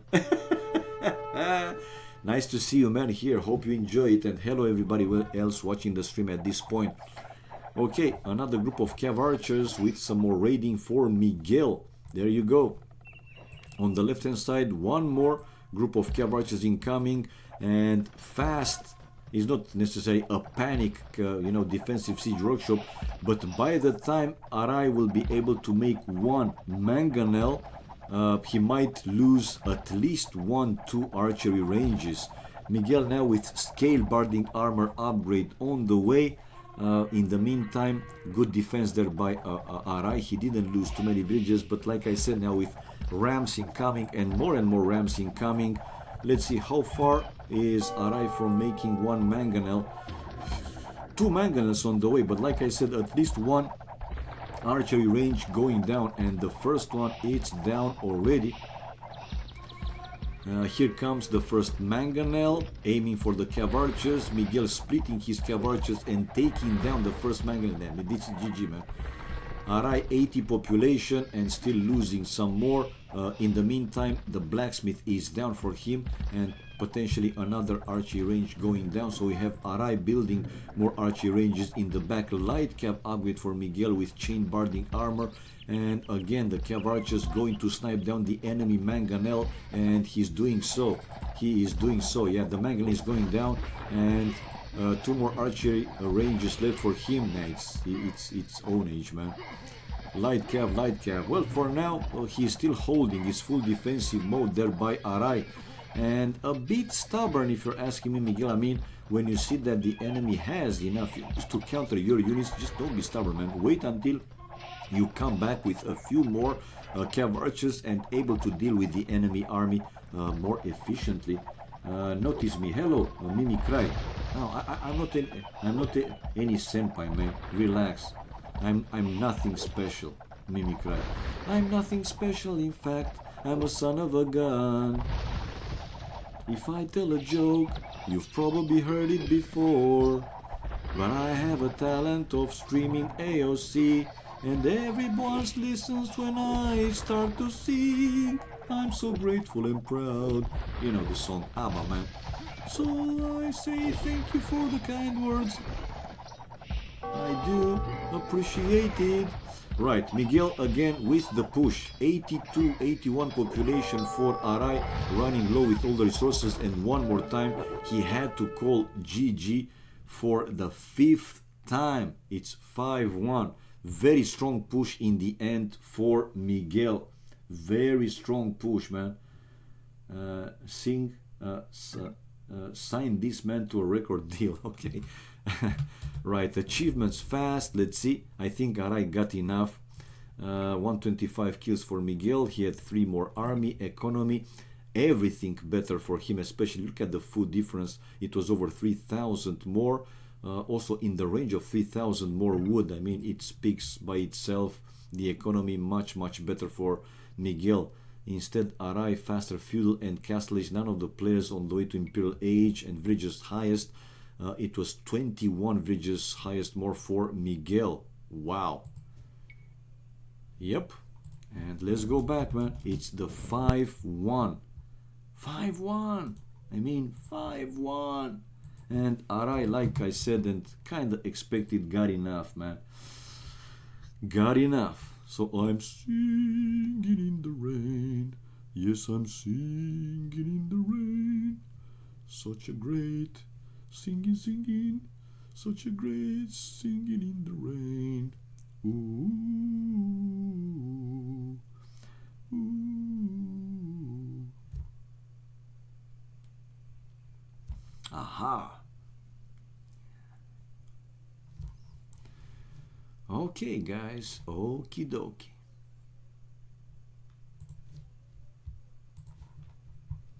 Let's see if Miguel will find another challenger. The score is displayed. It's 5-1. 5-1. So it was 1-0 for Miguel. Then Arai able to even the score, 1-1. And he seemed to be able to win at least one more game. But after the 1-1, Miguel winning 4 games in a row to take the score to 5-1. Wow. Convincing win by Miguel.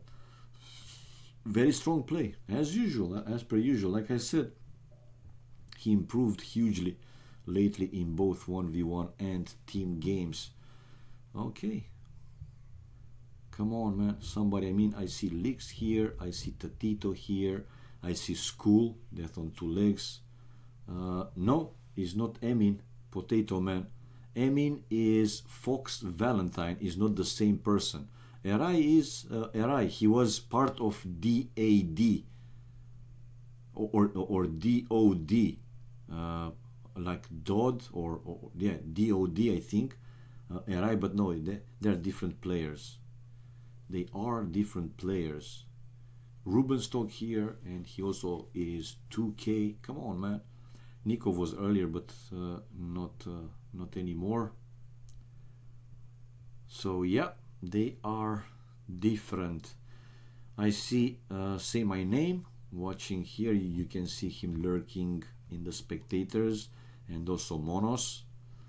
I don't like too much Monos. Again, I don't know him, nothing personal with him, but don't like his behavior sometimes, quitting or resigning for no reason, even in team games, not only 1v1.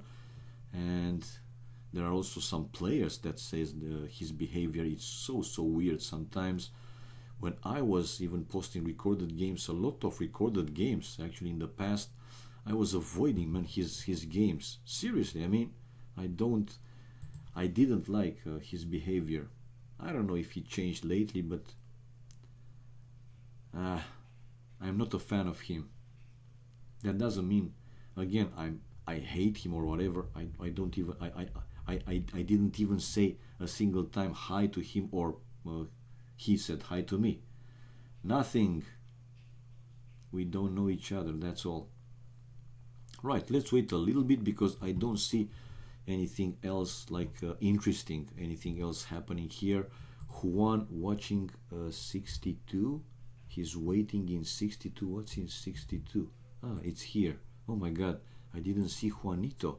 I haven't seen Juan actually playing in a very long time, to be honest.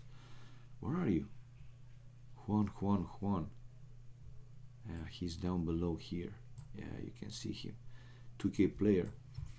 Yeah, and also I'm FedEx sad that he stopped the stream, and I mean, all the top players, if they can stream, that's great for AoC. You guys just please let me know when and if Doubt will ever start to talk in his stream, like Viper, for example, explaining some of his plays and so on, if not all the time, sometimes, right? I mean, Doubt is not that talkative. I don't even know that he will ever speak in his stream, but nevertheless, it's great that he started to stream. I would never thought, that Doubt actually will start streaming, man. He was talking yesterday. Oh, okay. Okay, Vicious, really cool voice. Okay. That's a first step. I mean, as far as I know, he doesn't like to talk too much. And in stream, you might even have to talk more than usual. But yeah, if you tell me that he talked yesterday, that's great. That's great. Maybe he will. Talks a lot in his stream. Surprisingly so. Oh, okay. Captain Urge. I didn't know that. And yeah, I have the command here. This is his channel. Of course, he's not online now. He's not even, live now, because he's not even online in Medieval Siege. But maybe sometimes he might want to play some HD, right? AoC HD. And not being logged in Vubli. You can never know. Okay. Still waiting. Come on. Somebody challenge Miguel. Somebody. Anybody challenge Miguel. Come on, guys. We want some more AoC games. I want to stream a few more games before calling it a day. I'm not fully healed or whatever. Still have that bloody and annoying, liver pain. By the way, tomorrow I'm programmed to go to the doctor, 11 a.m. my time, that's 9 a.m. GMT, to do a full body scan, some x-ray, to see if there is something more serious than I thought, like a crisis or whatever. As Doubt plays, he talks about what he's doing and strats. In between games, he interacts with his chat. That's great, Captain Urge. Seriously, that's great and amazing. And if somebody would have asked me, some time ago, do you see Doubt, streaming and talking, I would definitely say no. Seriously. I would definitely say no, man. But now that he does, and even more, like you said, he's also talking about his plans and also interacts with his viewers. Amazing, man. That's amazing. Well, it's not up to me. I mean, it's not. It's up to me, but I will find out hopefully tomorrow if there is something more serious than again just a crisis. Like 10 years ago, I had with my stomach some crisis because too much gas drinks, like especially Coca-Cola and so on, and I had a big crisis when I went to the emergency because again the pain was almost unbearable back then. I still remember it, and they said, okay, straight to operation, man. He seems to be pretty bad. I mean, I got some injections there, and even after 20 minutes, the same pain, But after half an hour, it started to go off, and after like 45 minutes, I felt good again. And they told me stay away, from juices or whatever, gas, water, those kind of stuff. And this time with my liver, again, I thought that is something similar, like a crisis. My mom still is. She's not dead, but was a doctor, and she told me might be because of too much fried food. Chips, steaks, sausages, whatever, fried extensively. It might be because of that. But still, I have the pain since not this Sunday, but last Sunday. So it's over 1 week already, and I'm on medication since Wednesday morning. So almost a week. Tomorrow is going to be a week, and I'm feeling okay-ish, especially in the morning, right after the night sleep. I'm feeling okay, right? Not that much pain. But as the day goes by and it's getting closer to evening and night, then the pain is increasing. Like bloody hell, man. Sometimes I can't even find a comfortable position that I can sit. Seriously. What is the name of the disease? Can type it, please? I don't know, man. I mean, I can try to look in. I don't know in English. Let me try and find it here with Google Translate. I don't know how accurate this is, but maybe you will get it. Okay. It says gastritis. I had this gastritis.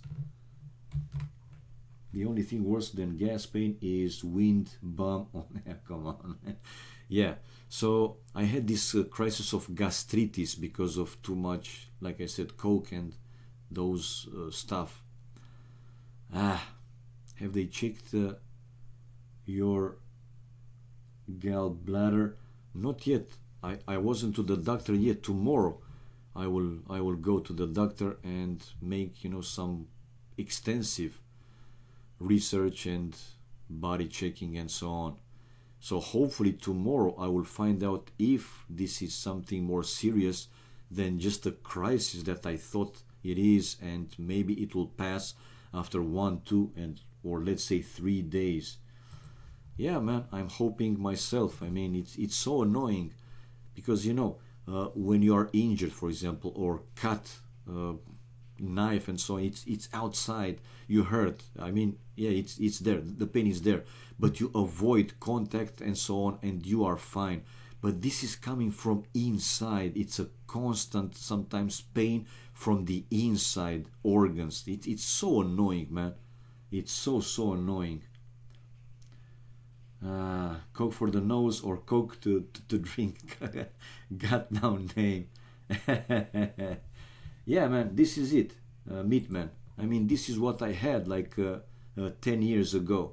Yeah, because of, yeah, they said it was because of too much Coke and this kind of drinks, man. Yeah. again tomorrow. I'll find out more in detail, hopefully. Hope that is nothing too serious though. Like a tower back in the wood line. Like a tower back in the wood line. True, man. True. And no, I don't see here people willing to challenge Miguel. Come on, man. Coven, it's AFK.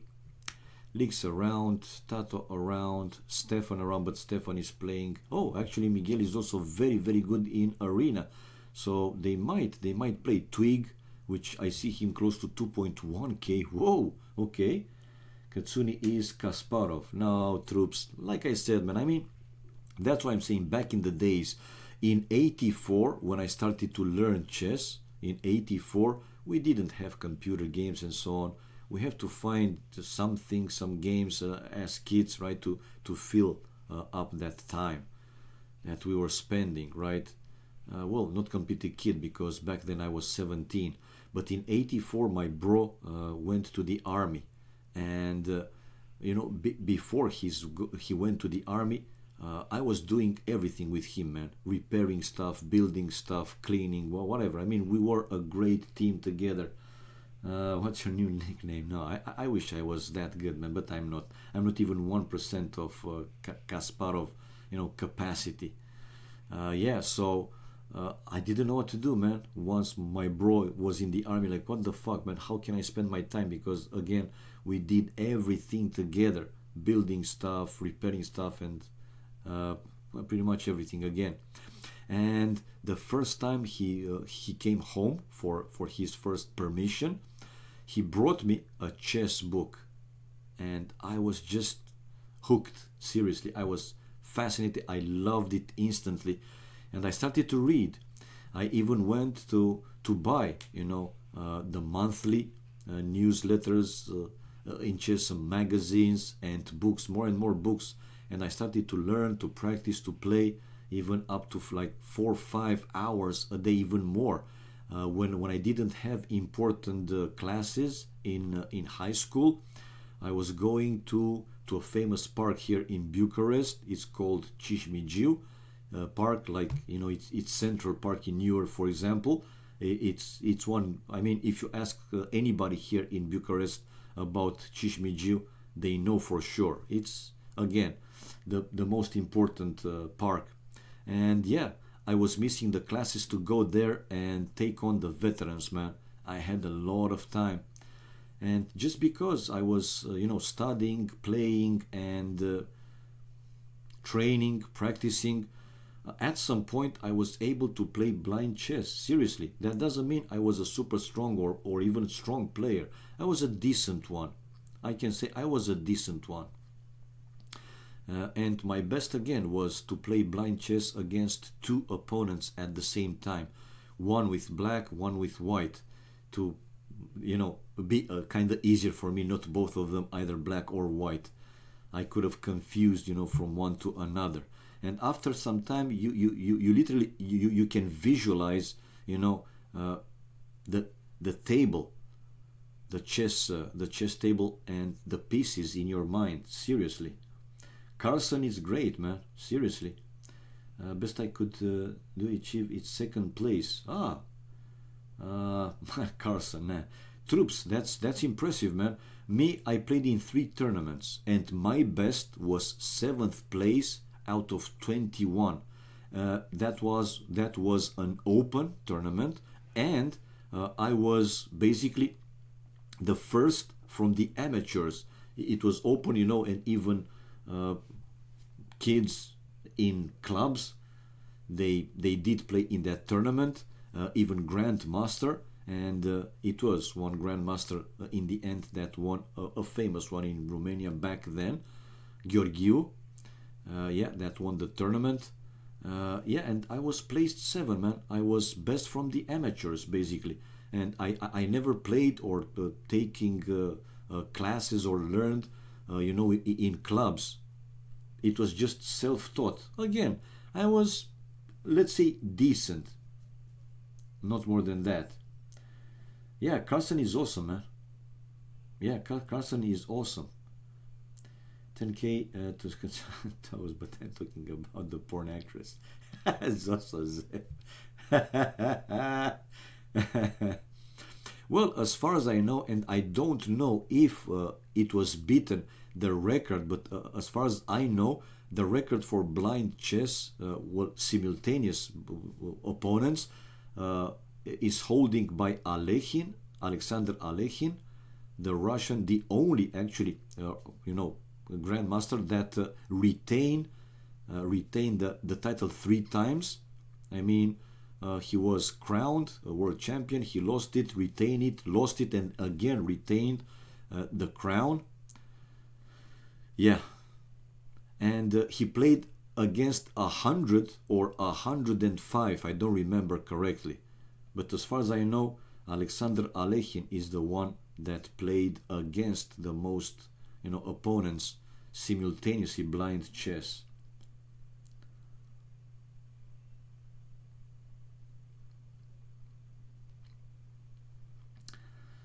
Carlsen is also playing blind. Yeah. Carlsen is an ass. Well, what can you do, man? What can you do? I mean, you have to take advantage. Whatever. The position, whatever. Like in gaming, man. Whatever you can find the advantage, go for that. Oh. Okay. Why you kick me out, man? So guys, 2 more games with AoC, right? I mean, we have here Stefan versus Metal. Let me go there. Hi guys.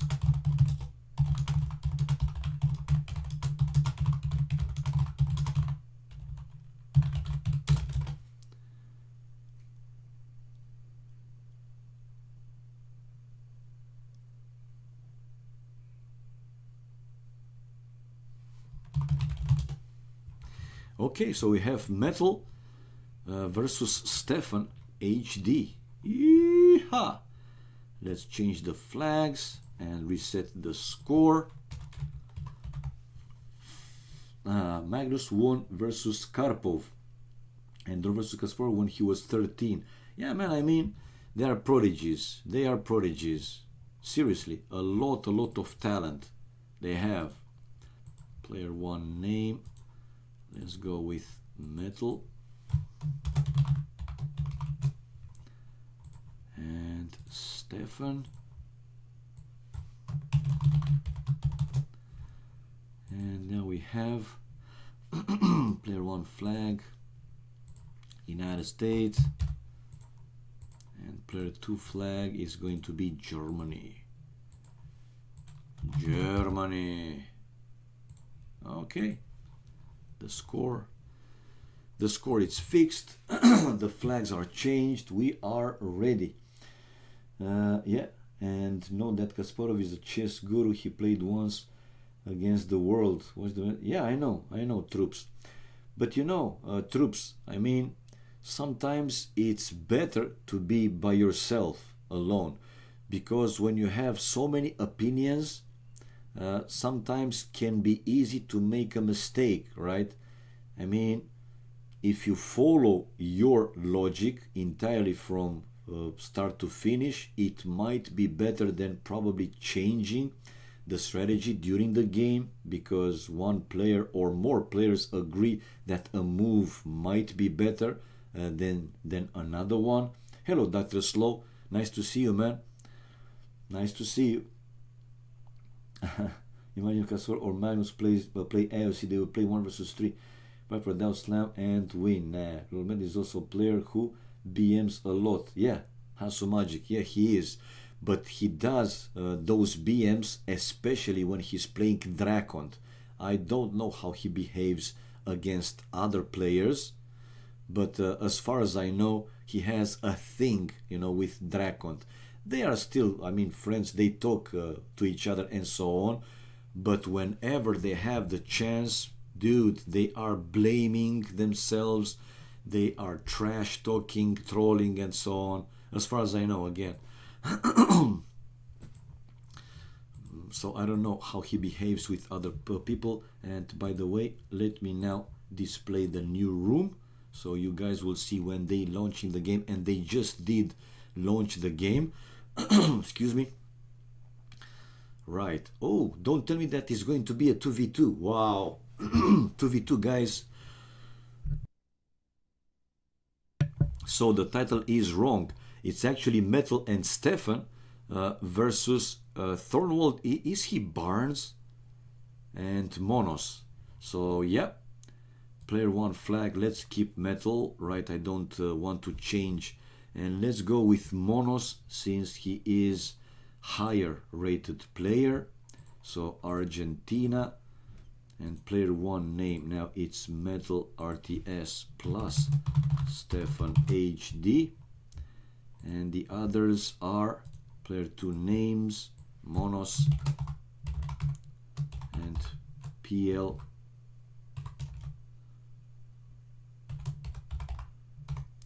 Thornwald. Okay.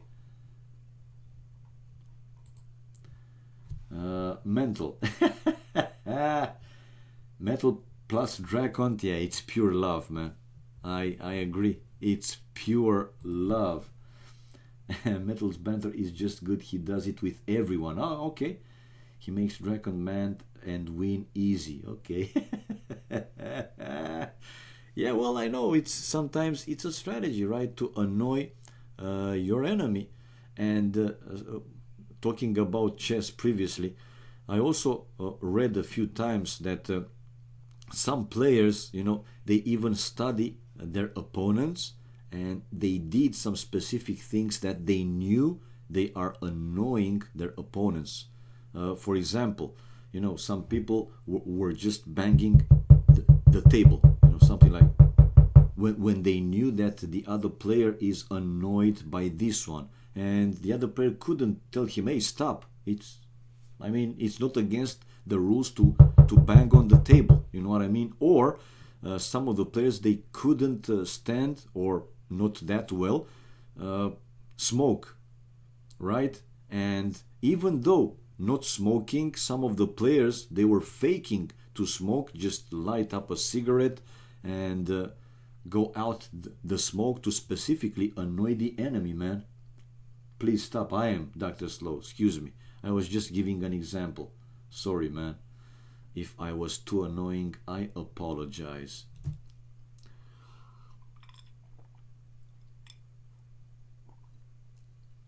Okay. You guys have the room there. So we will know when they are launching the game. Oh, and Miguel is continue to play against Bad Dream, another Turkish player, but I don't know who he is. So let's see, because I won't stay, for too long. I mean, Miguel and the other guy, they might play more games, like 4, 5, 6, like he did versus Arai. But now with these guys, I will stream 1, 2 games, and that's it. I mean, in 50 minutes I have my dinner, and it's pretty important. I mean, one of the recommendations was not to miss, the lunch and dinner time, to make a habit, not pass these times. And in my situation, I just want to follow these recommendations, guys. So depends how long this game will go. I will be able to stream 1 or 2 more, mostly. Then I will go for I will call it a day. Because again, I'm feeling, let's say, okay, decent in the morning and up until evening, night. But once coming closer to the night time, man, it's like somehow, this pain knows, okay, this guy is about to prepare to sleep and so on, so let's annoy him more. Bad Dream is Burke. Okay, thank you, Wondrous. So Ra Burke, right? Or R.A. Burke, R.A. Burke. Go new room. Come on, guys. What are you going? What are you doing? And one more time. Let's not display the room, and let's follow them. Where are you guys? Where are you? 2v2 arena. Okay, room number 5. Yeah, hopefully we will see another game, because that's why you're here. You, the viewers, that's why you're here, right? I didn't know. Bad dream is Burke. Okay. So no more. Well, Thornwald is here, but it seems that they have some problems with Monos.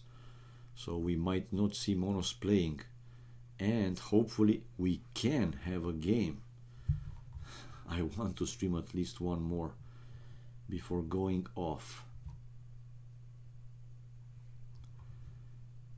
Let's wait like 5-10 minutes. If nothing happens, I might join again Miguel versus Burke, man. Because I want games, I want to stream games, and I thought they will play 1v1, seriously. But only now I see the title, 2v2. So let's display again the new room. Yeah. And the title is there, 2v2 Arena 2K.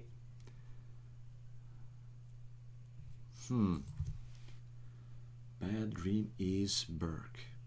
Who knew? But I really don't know why some people, not all people, why some people change their nicknames so often, let's say. Right. Zupi just joined. Medieval Siege. NHN Bad Dream. Yes, you can see it in 62. NHN. He is in the new Hell Hunters. Burke got banned. Why? You mean he got banned from the team, or so how are you? The awesome Nab. I'm fine, man. Thank you for the nice words. I mean, fine, more or less. I'm not actually that fine. Have some problems with the liver, and tomorrow 11 a.m. my time, I'm going to the doctor to make like a full scan in the area, some x-ray and so on, and yeah, hopefully it's nothing too serious. Emin banned his account Sherlock Burke once because of account sharing. Okay. So it seems that Monos wants to play with a friend, not with Thornwald. Okay. You see here the chat displayed, so we will find out actually that, well, if they're gonna play, or if I'm moving to watch Miguel's games one more time. Instead of Thornwald, yeah, who wait for you when you AFK? Yeah, well, this is it, man. Too much sweets, probably. Too much fried food. Yeah, as another recommendation, I have to eat more boiled food, not fried, you know what I mean? This is it, man. I'm not in my 20s anymore. It shows the excesses, it shows more than when I was 20, 30, even 40. And I was doing back then a lot of sports, running like a crazy almost all day long. Monos has a friend. By the looks, Rubol, it seems that yes. He's saying, he just said that. I don't know. You're getting instant kicked and ignored.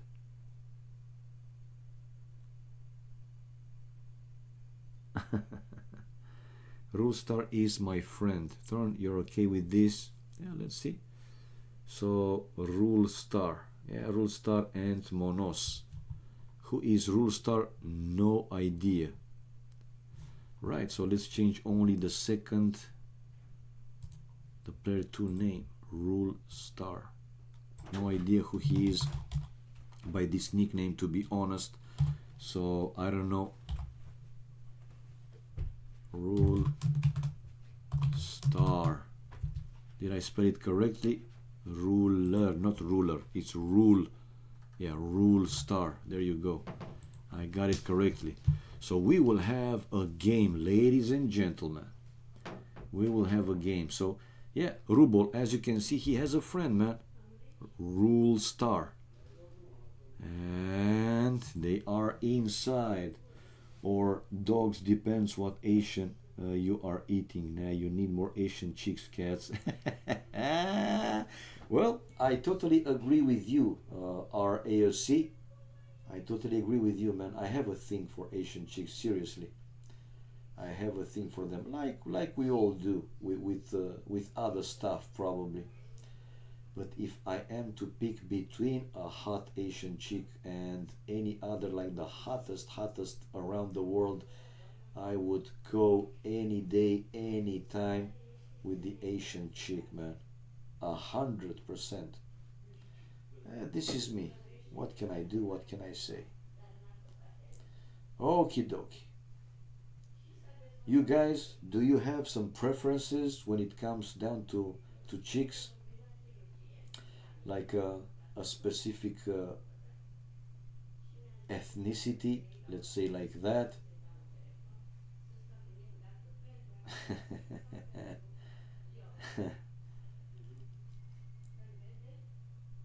Long legs, blondes, brunettes. I like more brunettes, for example. But again, this is a personal taste, whatever. A nice nasty ass, of course. I mean, that's one of the considering factors.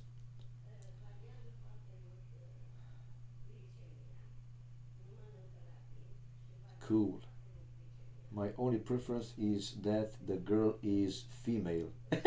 Captain Urge.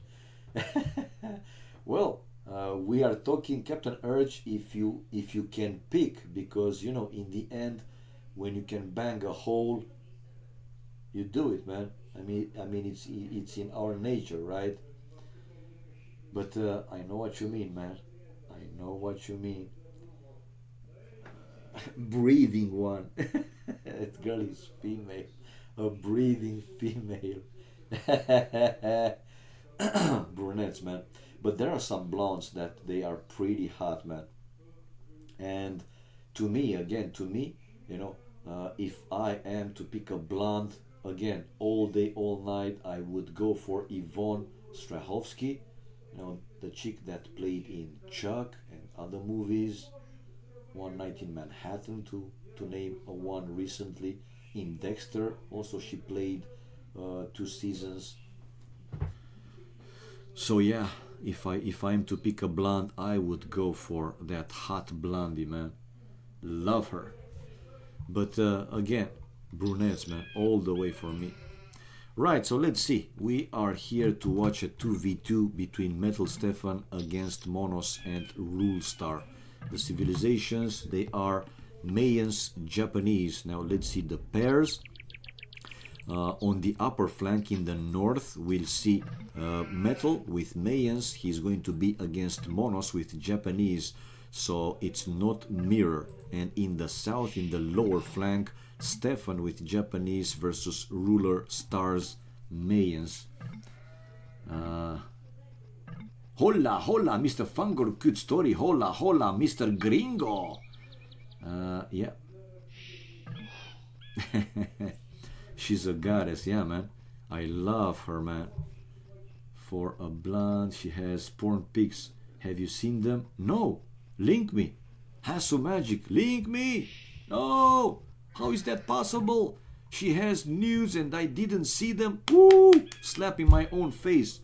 Link, link, or whisper me. Whatever it takes. Go, go, go. Blondes was, I have a big thing for Rachel Riley. Yeah, okay.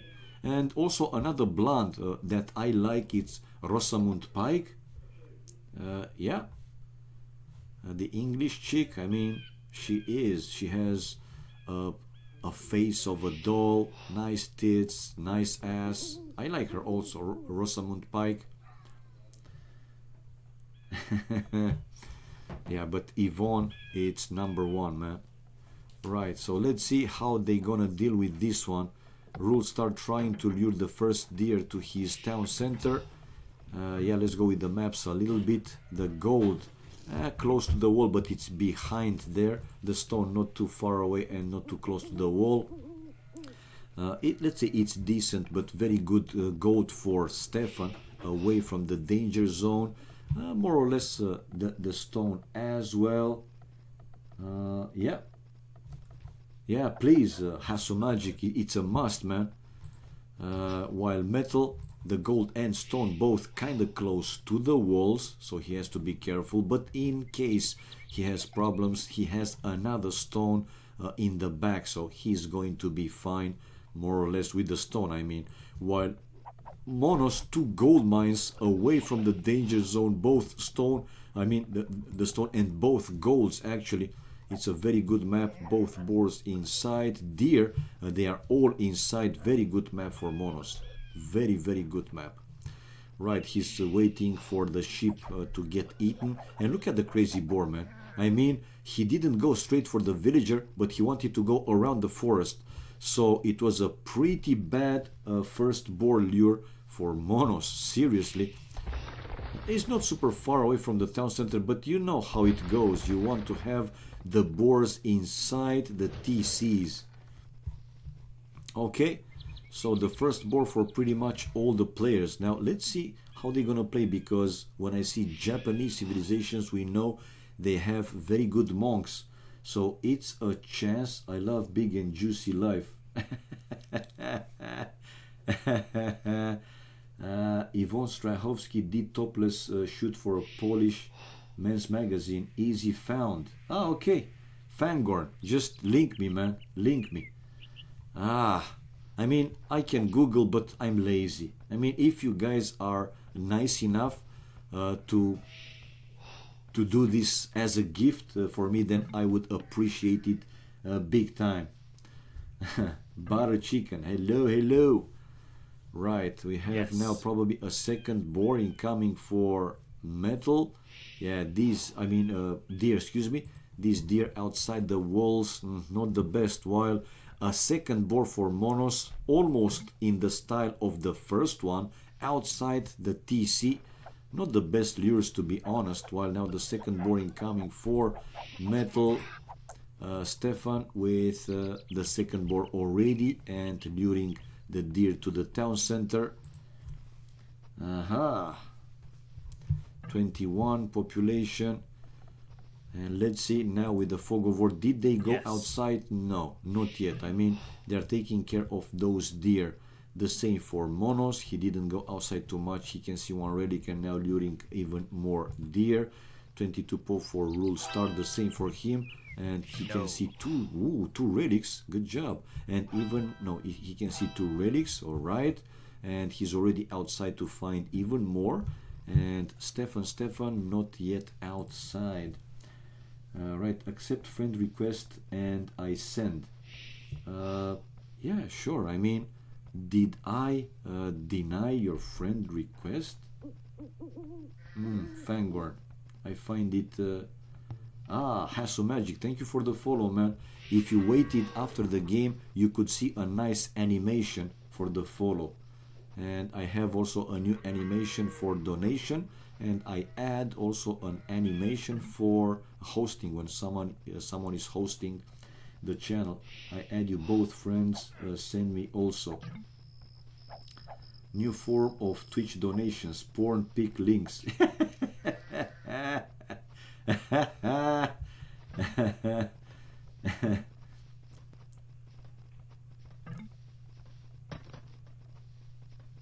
Okay. Someone leaked her bedroom pics with her boyfriend. Ooh, alrighty. Nasty girl. I love them nasty, you know. I mean, when they are straight away nasty, it's okay. You don't have to bother to find the weak spot or whatever, you know. When they play the saints and so on, you have to do some work to convince them of doing something, more or less.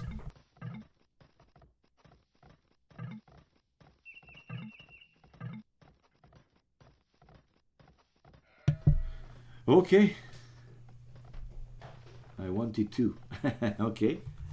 So nothing too much happening, guys, at this point in the game. That's why we are talking about this and me not following completely the game. But when Stefan is going out with his scout, man, because okay, now he's out.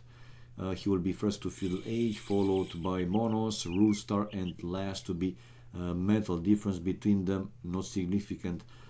27 population for all but Metal, but Stefan, excuse me, 26. Okay, 27.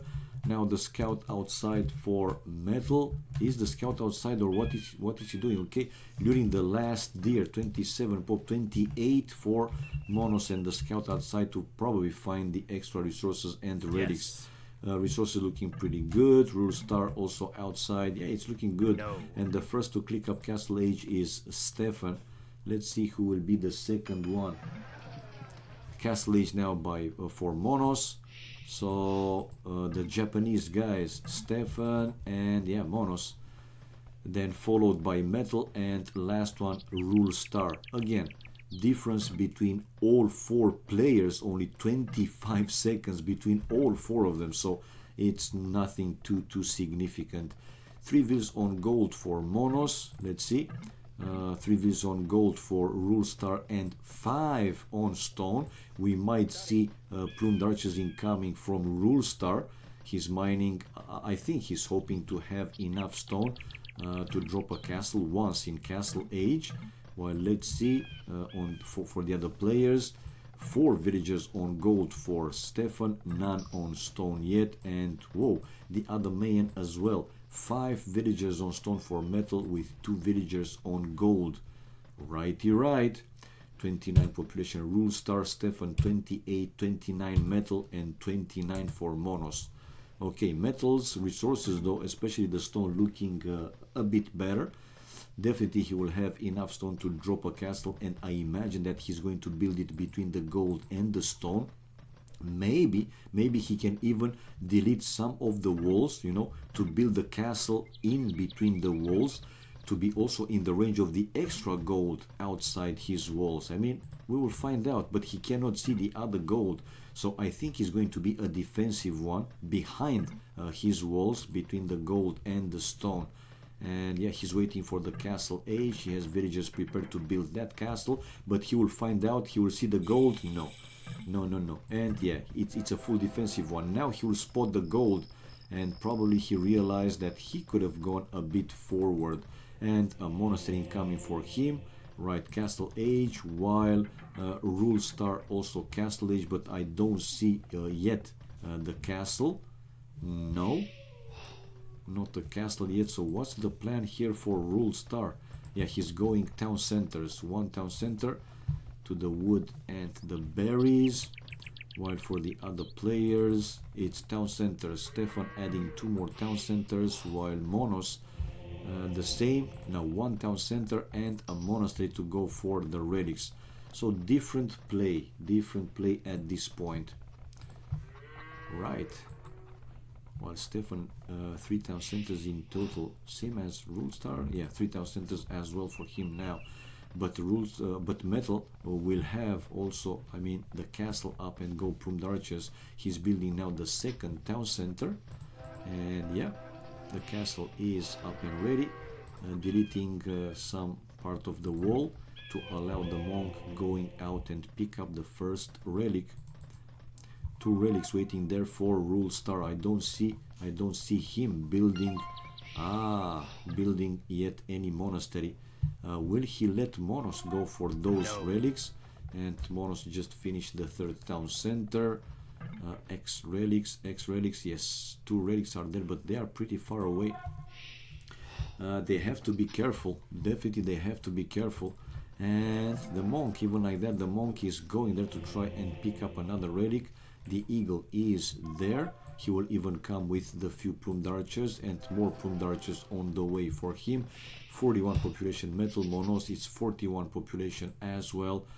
Is he coming with another monk? Is he coming? No, he's going to take the 2nd relic, which is inside his walls. Good job, man. While the eagle now for Rule Star.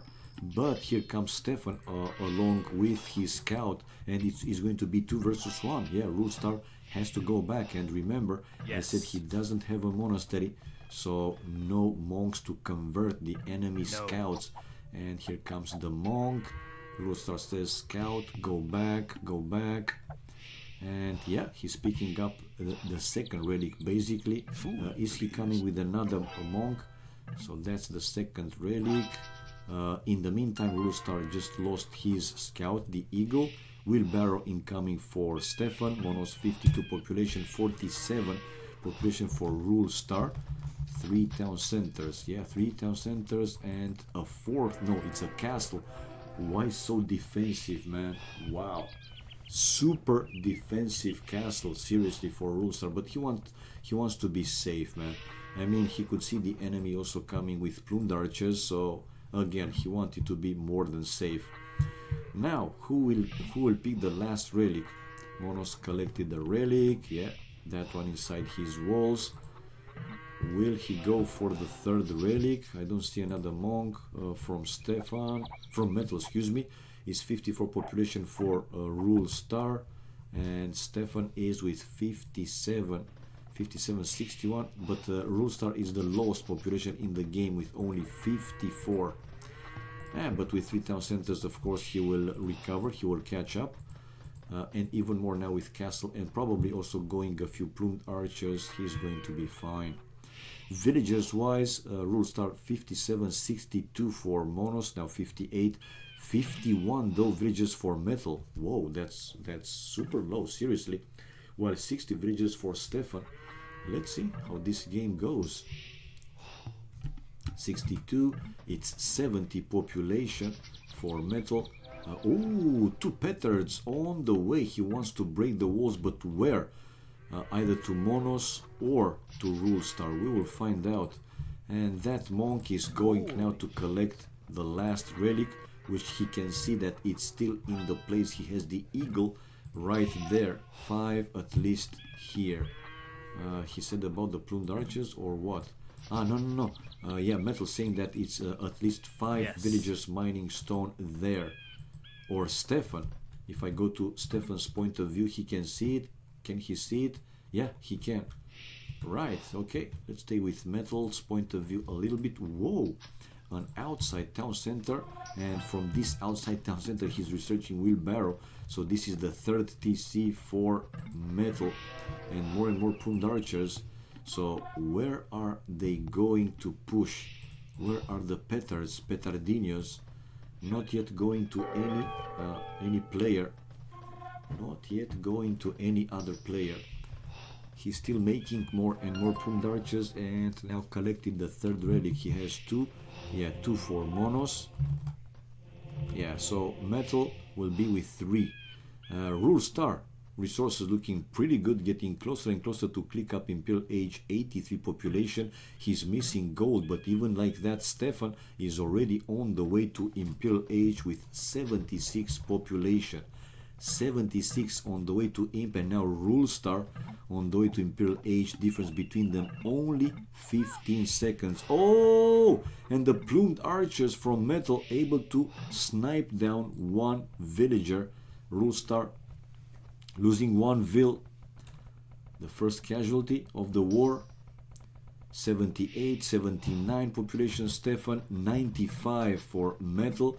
How far away? Whoa, he's pretty far away. Monos is on the way to Imperial Age, so 2 players, both players from the other team on the way to Imp, while Metal only now researching Loom and Handcart.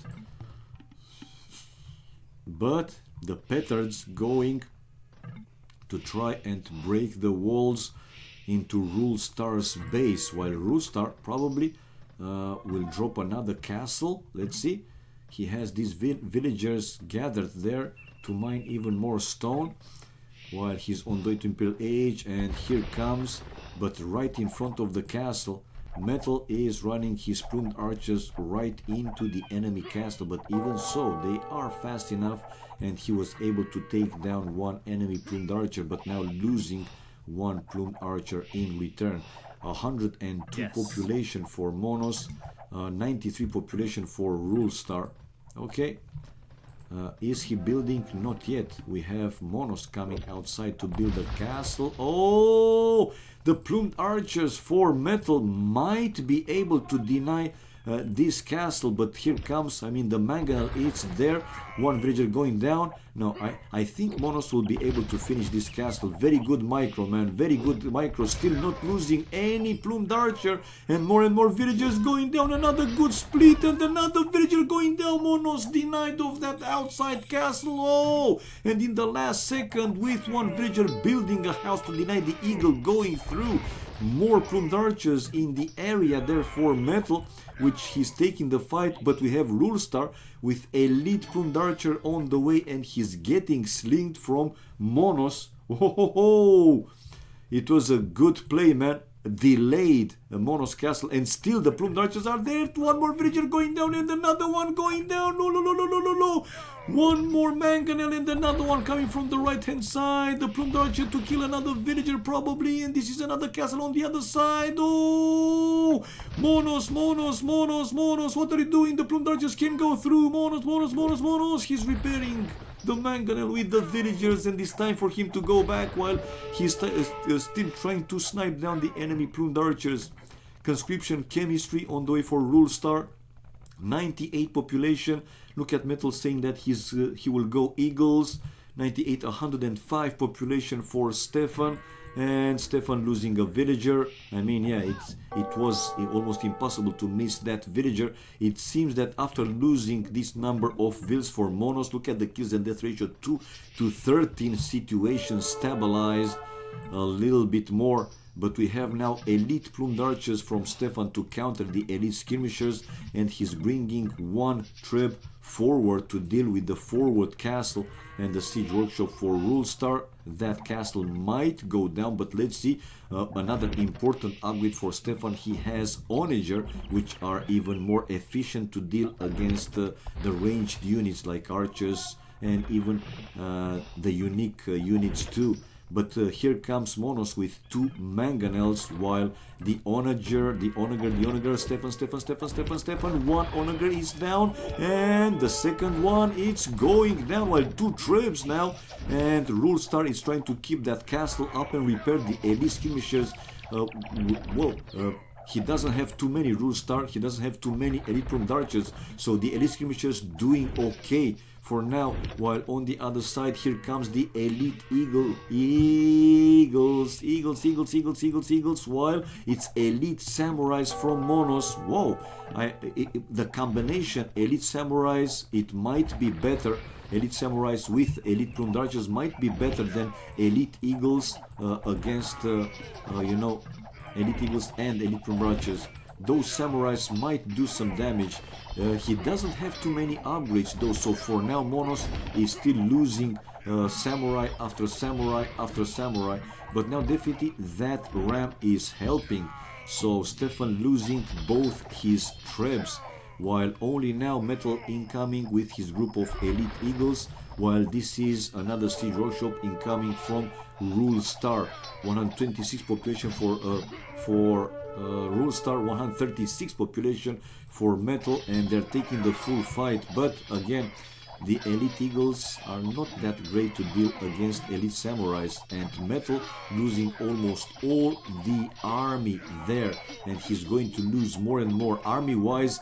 10 left for Stefan, 17 for Metal, while 28 Monos and 21 Rule Star. Now 30 army for Monos.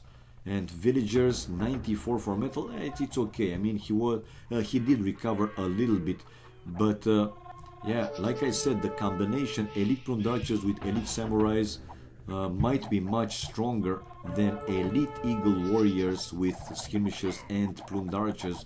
Crossbow incoming for Stefan with Thumbring chemistry, while the second farm upgrade for Rule Star, and he's building now more and more barracks. Well, those few elite samurais dealing fairly easy against the elite eagles, while another raiding from the back, and Monos is going to target the enemy onagers and also the skirmishers. Another onager going down. Will he be able to take down?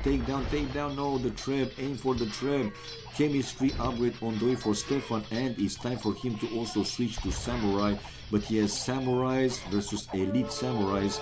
It's 60 hit points for the samurais and 80 hit points for the elite samurais. Monos can easily take the fight, which he does. Very low resources for metal with everything. Monos is 146 population. Economy seems to be working even better by now. We have cap rams from Rule Star, and he is destroying the enemy military buildings one by one. And the elite samurais also taking down the enemy Treb. Stefan in problems. Now these elite eagles might do something, and they did. I mean, Metal was able to take down a lot of those cap rams, while another siege ram incoming there for Rule Star. The game is not over yet though. Let's see. Finish the barrack, dude. Arbalest upgrade incoming for Stefan. Iron cast the +2 attacking upgrade for Monos, and the third wood upgrade for Stefan. And Blast Furnace, the third attacking upgrade for Metal. The push from the other team, Monos Rule Star, still continues. These buildings almost going down. Wow. And now Siege Ram upgrade on the way for Rule Star. Is Metal considering to make something different? No, he's still going with Eagles, Eagles, and more Eagles. And here we see now a few more Petards from Metal. Will try to break Monos walls and go raid his economy. Market for Monos. Yeah, well, the elite Prondarches are doing good against the elite Eagles. They are, and I don't know why Metal is taking this fight, man. I mean, he's keep losing one by one. But look at the score now. Score is switching and shows Stefan and Metal in the lead. Right, so for now, they were able to hold, at least again, for now. So let's see, these Prondarches breaking Monos walls and the few elite Eagles going in. While Monos spotted and he's building houses. Well, he has already a chain of houses. Now more walls. He just finished the market. Yeah, he might lose 2-3 villagers, but a few more Petards incoming. Look who it is. Oh, Mr. Bloch in the house. Oh ho ho. Right, so here goes. Go. Too late in the last second. Monos with one house to deny the elite Eagles go through. While on the other side, it seems that Stefan was able to push back completely here. Rule Star. Wow. Monos, it's 139 population, dropping significantly, while the elite Eagles still in raiding mode. Rule Star, well, food is very low, but he doesn't need food. I mean, he's making army based on wood and gold. Right, 182, housed at 185 for Stefan. While let's see, another group of elite Eagles going for raiding and try to deny Monos of the extra gold. Monos, not too much army left, man. 27 army, 54 for Rule Star, 58 Stefan, and 50 for Metal. Even Rule Star now bringing his elite Eagles to help Monos deal with these elite Eagles raidings. Whoa! Blast Furnace now for Monos with Squire's Caravan for Rule Star. Probably they are considering to start the trade at some point. Double market indeed. Yeah, because probably, like I said, they consider to start the trade. And we have 4 markets in the other side for Rule Star. While these guys, do they have the markets built? No markets yet. They are going with full push. There you go. The elite samurais running back like chickens. Come on, Monos, play the game. A forward trap incoming now for Metal to try and destroy that defensive castle. And this time, well, but it seems that Metal still has enough elite eagles coming on the way. But he was stubborn, man. In my opinion, he was stubborn in this fight. Actually, he should have gone together with Stefan, in my opinion. But like that, he's giving Stefan a chance to push even more on the other side. And with the onagers taking down the enemy siege rams, and with elite the combo arbalest and elite skirmishers aiming for enemy elite plumed archers. Yeah, he is able to destroy the military buildings and the castles one by one. Still 4 trebs left for him, but now will be some defense played there by Metal. Well, he was taking care of that army. How is his economy so strong, man? How is his economy so strong? Do they have markets? Only one market and no trade yet for either team. Okay, the onagers, dude, stop and hit, dude, Stefan, wow. Okay, finally, he was aiming for that group that was going back, and another shot, but I don't like that. I mean, stop, pay attention to the fight, and yeah, whenever you have the chance, just do the damage, right? 643. If we check now the trade, no trade yet, but we have 6 trade cards from Rule Star. Okay, so they started some of the trade. Who won? Miguel and Eddie versus Metal and Stefan. Miguel and Eddie. It was 3-2 for them, as far as I know. I mean, we streamed it there, so it was 3-2 for them. Okay, the push from Stefan still continues, and Rule start losing more and more castles. Another one going down. Yeah, it's no way that he can save that castle with so many trebs hitting that one. And it's another push from Metal on the other side, and we have the GG coming.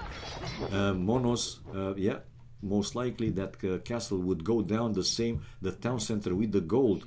So it's the 1-0-4 Metal and Stefan, and at some point Rulestar and Monos were looking very, very good, man. Very strong, seriously. Right, achievements fast. Military, Metal with 230, so the most kills. Largest army for Stefan, 73. Economy, Stefan with the best food and wood, while stone was for Rulestar and gold for Metal. And technology, fastest Imperial Age, Stefan 2742. Society of richest, highest in this game. In the end, Metal 132. Aha. Right, going back, and well, guys, thank you for the support, man. Slings Hot Mo. Slings Hot Mo, thank you for the follow, and also Menacing Shot, thank you for the follow, guys. I appreciate. Shall I stay for one more? Champions have bonus against Eagles. Yeah, Monos should have go champions. Yeah, you have a point here. You do have a point here. Be right back, guys. Going for a glass of water. I'm pretty thirsty.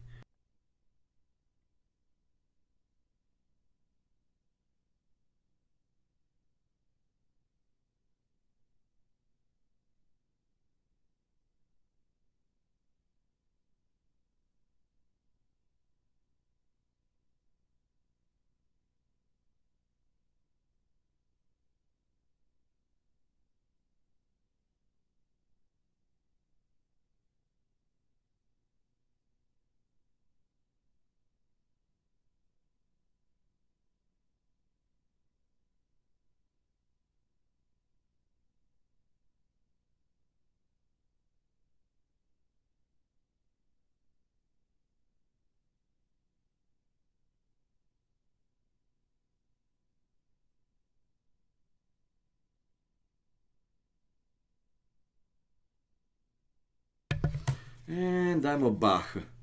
Thank you for waiting, people. Thank you for waiting. So, yeah, the dinner is not ready yet. So I can stay for one more game again. Depends, you know, how long it will be. If it's going too long, like over 1 hour, I might have to stop the stream before the game finish. But in the meantime, why not, man? A few more minutes. I can still be here. I can still be here and enjoy this lovely game with you people, with you the viewers. while Miguel is playing, yeah, against Burke. Okie dokie. So what's up, guys? What's up? How was the weekend for each and every one of you? Was it good? Dr. Slow. Love you too, guys. Forever AoC. Best game ever, man. And finally we have the spec delay displayed. Yeah, 30 seconds more or less. And here we go. Oh, DFR. Thank you for the follow. I appreciate it.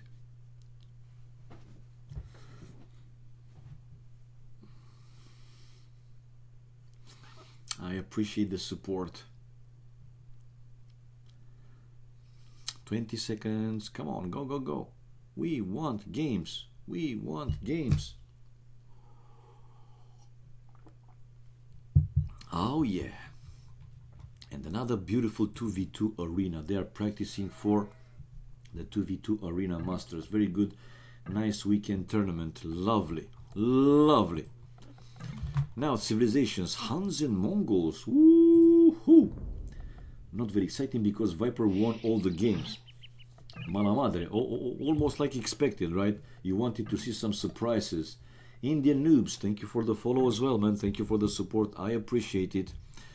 Right. Look at Metal and Stefan, man. I mean, if they delete this side of wall, they are like a team wall together. They can start the trade since feudal age if they want to. Which is crazy, seriously. Crazy, crazy. Okay, in the upper flank in the north, Stefan with Mongols, he will be against Hans Rulestar. So one more time, not mirror. And in the south we have Monos Mongols versus Metals Huns. Aha. The second boar for Metal is outside the walls and he's going to pick up the first boar right there, but okay, Stefan is there. Yeah, the boar is going in. That's okay, but it's a pretty long distance. Let's see if he will save that villager. The lone wolf. Thank you for the follow as well. I appreciate it, man. I appreciate the support. Thank you. Oh, beautiful move. Using one ship to put it in between the boar and the villager, and he's bringing safely the first boar to the town center, while the second boar is inside his walls, but he had to delete this part of the wall to allow the scout and lure the deer inside. Okay. Let's see also the resources. Monos again, good gold in the back, the stone, the same away from the danger zone. The same goes for Rulestar, the main gold and an extra gold far away from the danger zone. Stone is close to the walls though, and between Stefan and Rulestar, they are pretty close with the bases, to be honest.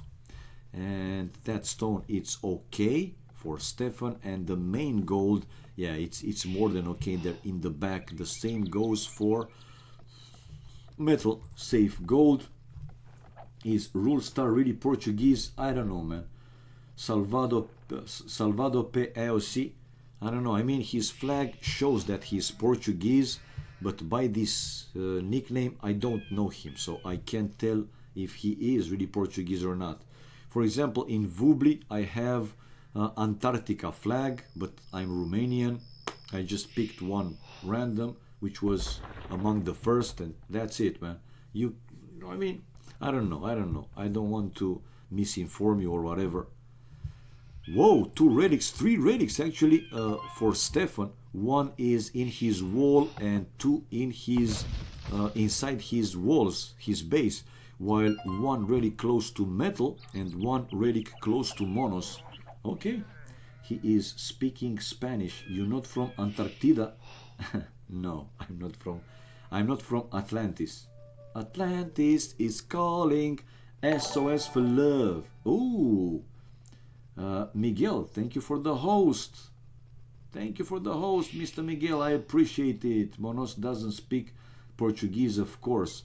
You can never know, man. I mean, Argentina, Brasilia, right? Argentina and Brazil, they are neighbors, right? It's not impossible, you know, that they know each other's languages. Aha, Mr. Miguel in the house. Just go to search what flag is on your AoC zone 10 and you tell me that is fake. No, the flag is not fake.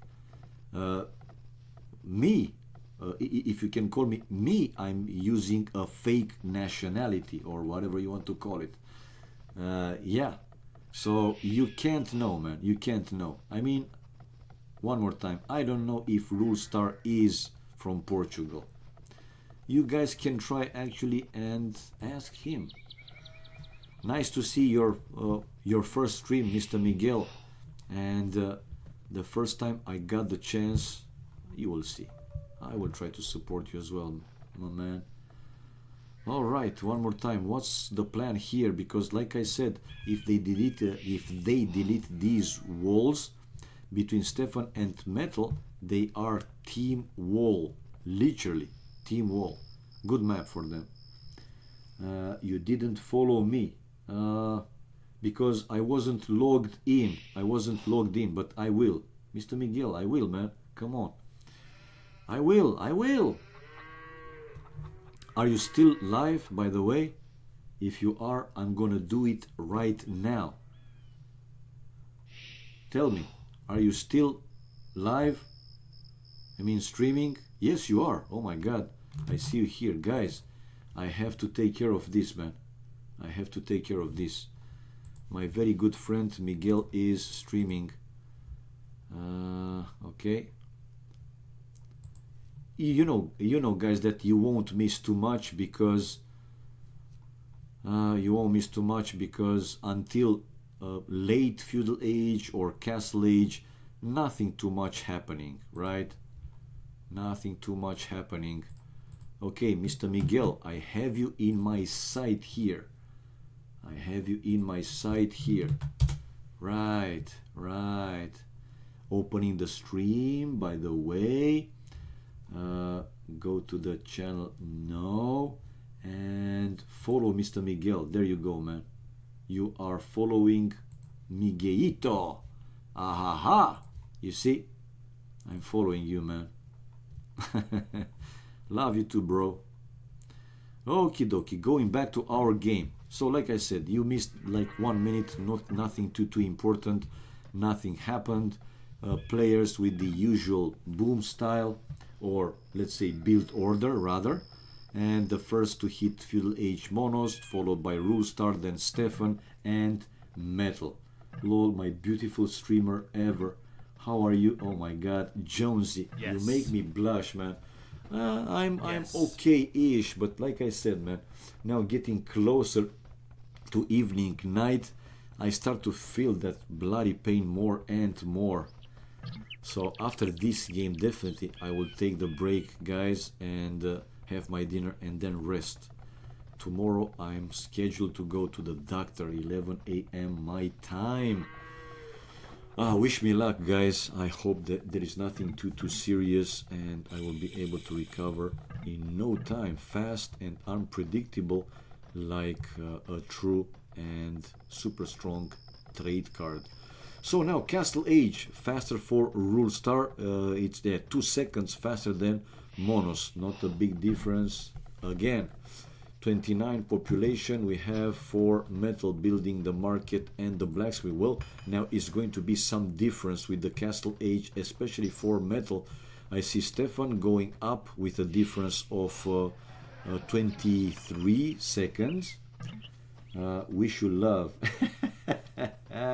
May the Asian chicks be with you. Thank you, guys. I appreciate all these kind words, man. Say hello to me. I did, Jonesy. I said hi. But I don't know if you paid enough attention. I said, man. Hermes, Argentina. Thank you for the follow, man. I appreciate the support. Best wishes. Thank you, guys. Thank you. So Castle Age, a bit late for Metal with 30 population, while the others 28 for Monos and Rule Star and 29 for Stefan.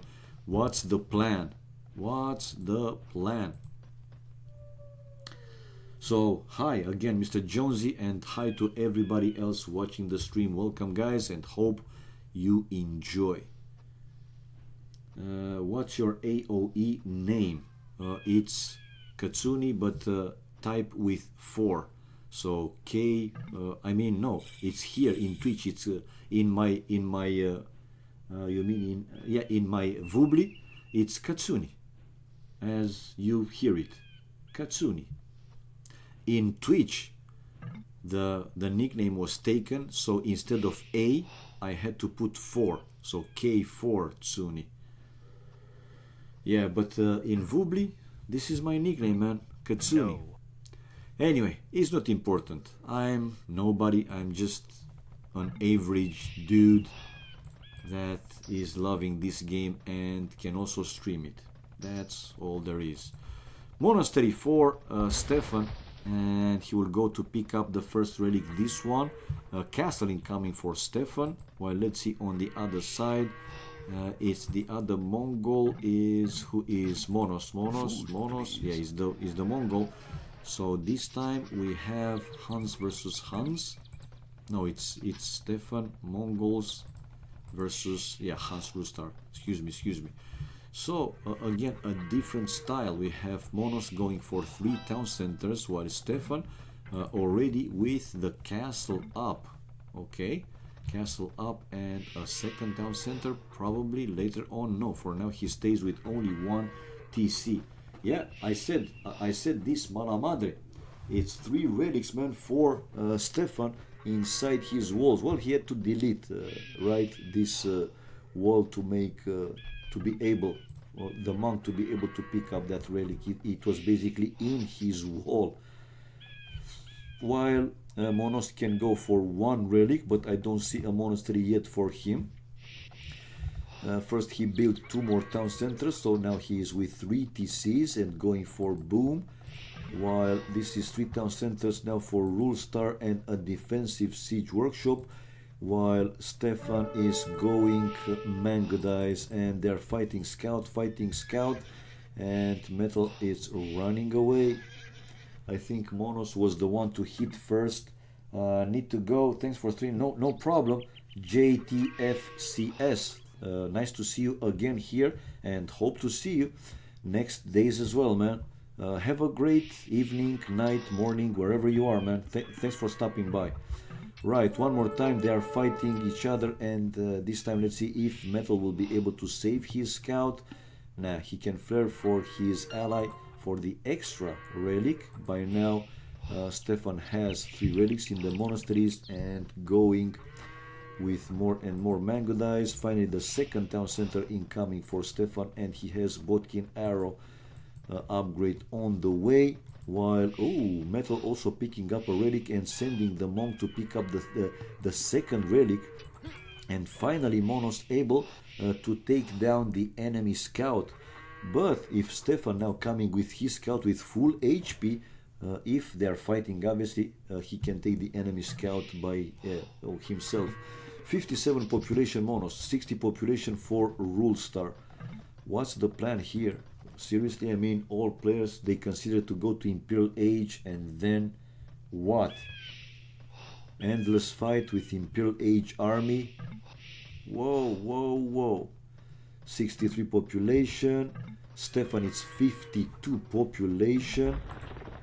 Okay, 52, but that yeah, the castle. And again I see in the previous game actually Metal was the one to go with petards, because he had the ranged units, right, the plumed archers. And now Stefan is with 2 petards and now a few more Mangodize. He will try to break the walls and do some raiding in Rule Star's base.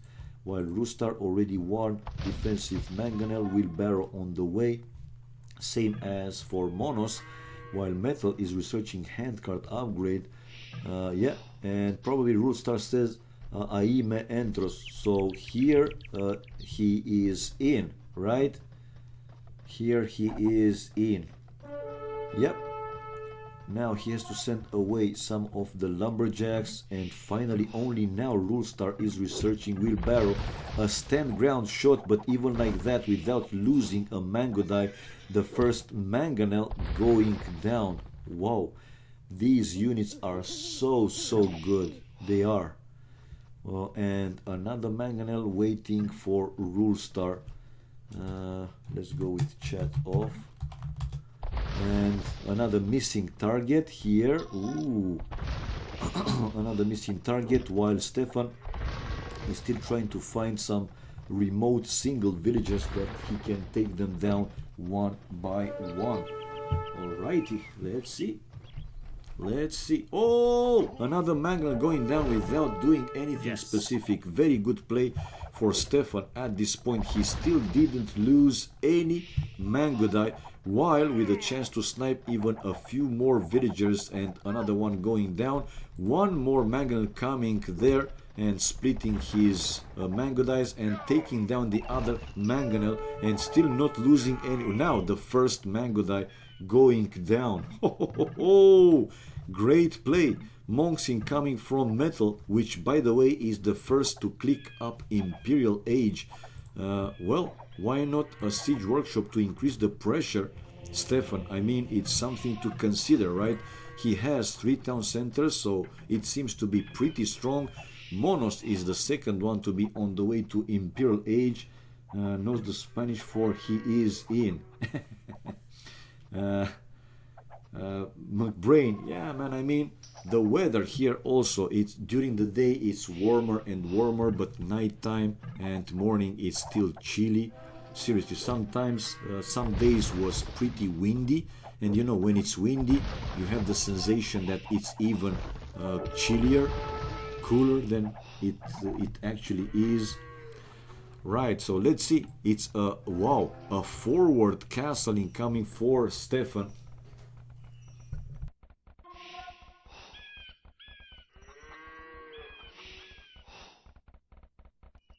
Okay, let's see. If he's building this castle inside, then might be even bigger problems for Rulestar. Monos only now researching Gloom, and those mango dice did the job, man. 77 population, but even like that, Stefan with pretty low population, he did build all the extra town centers pretty late.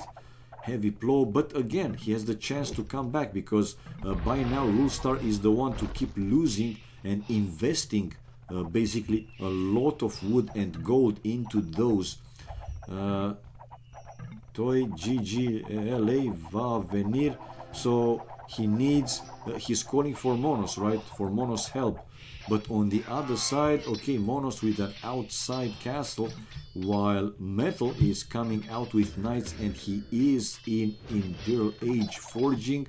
Bloodlines upgrade on the way for Metal, while look at Monos, he's trying to save the villagers, but villagers going back inside the castle. Castle on the floor. Ooh. And why not for Stefan to mine even more stone? But now Monos is in Imperial Age, researching fletching, chemistry. So important upgrades. Monos is with only 1 army though. No more army will be left after if he's losing the other mango die.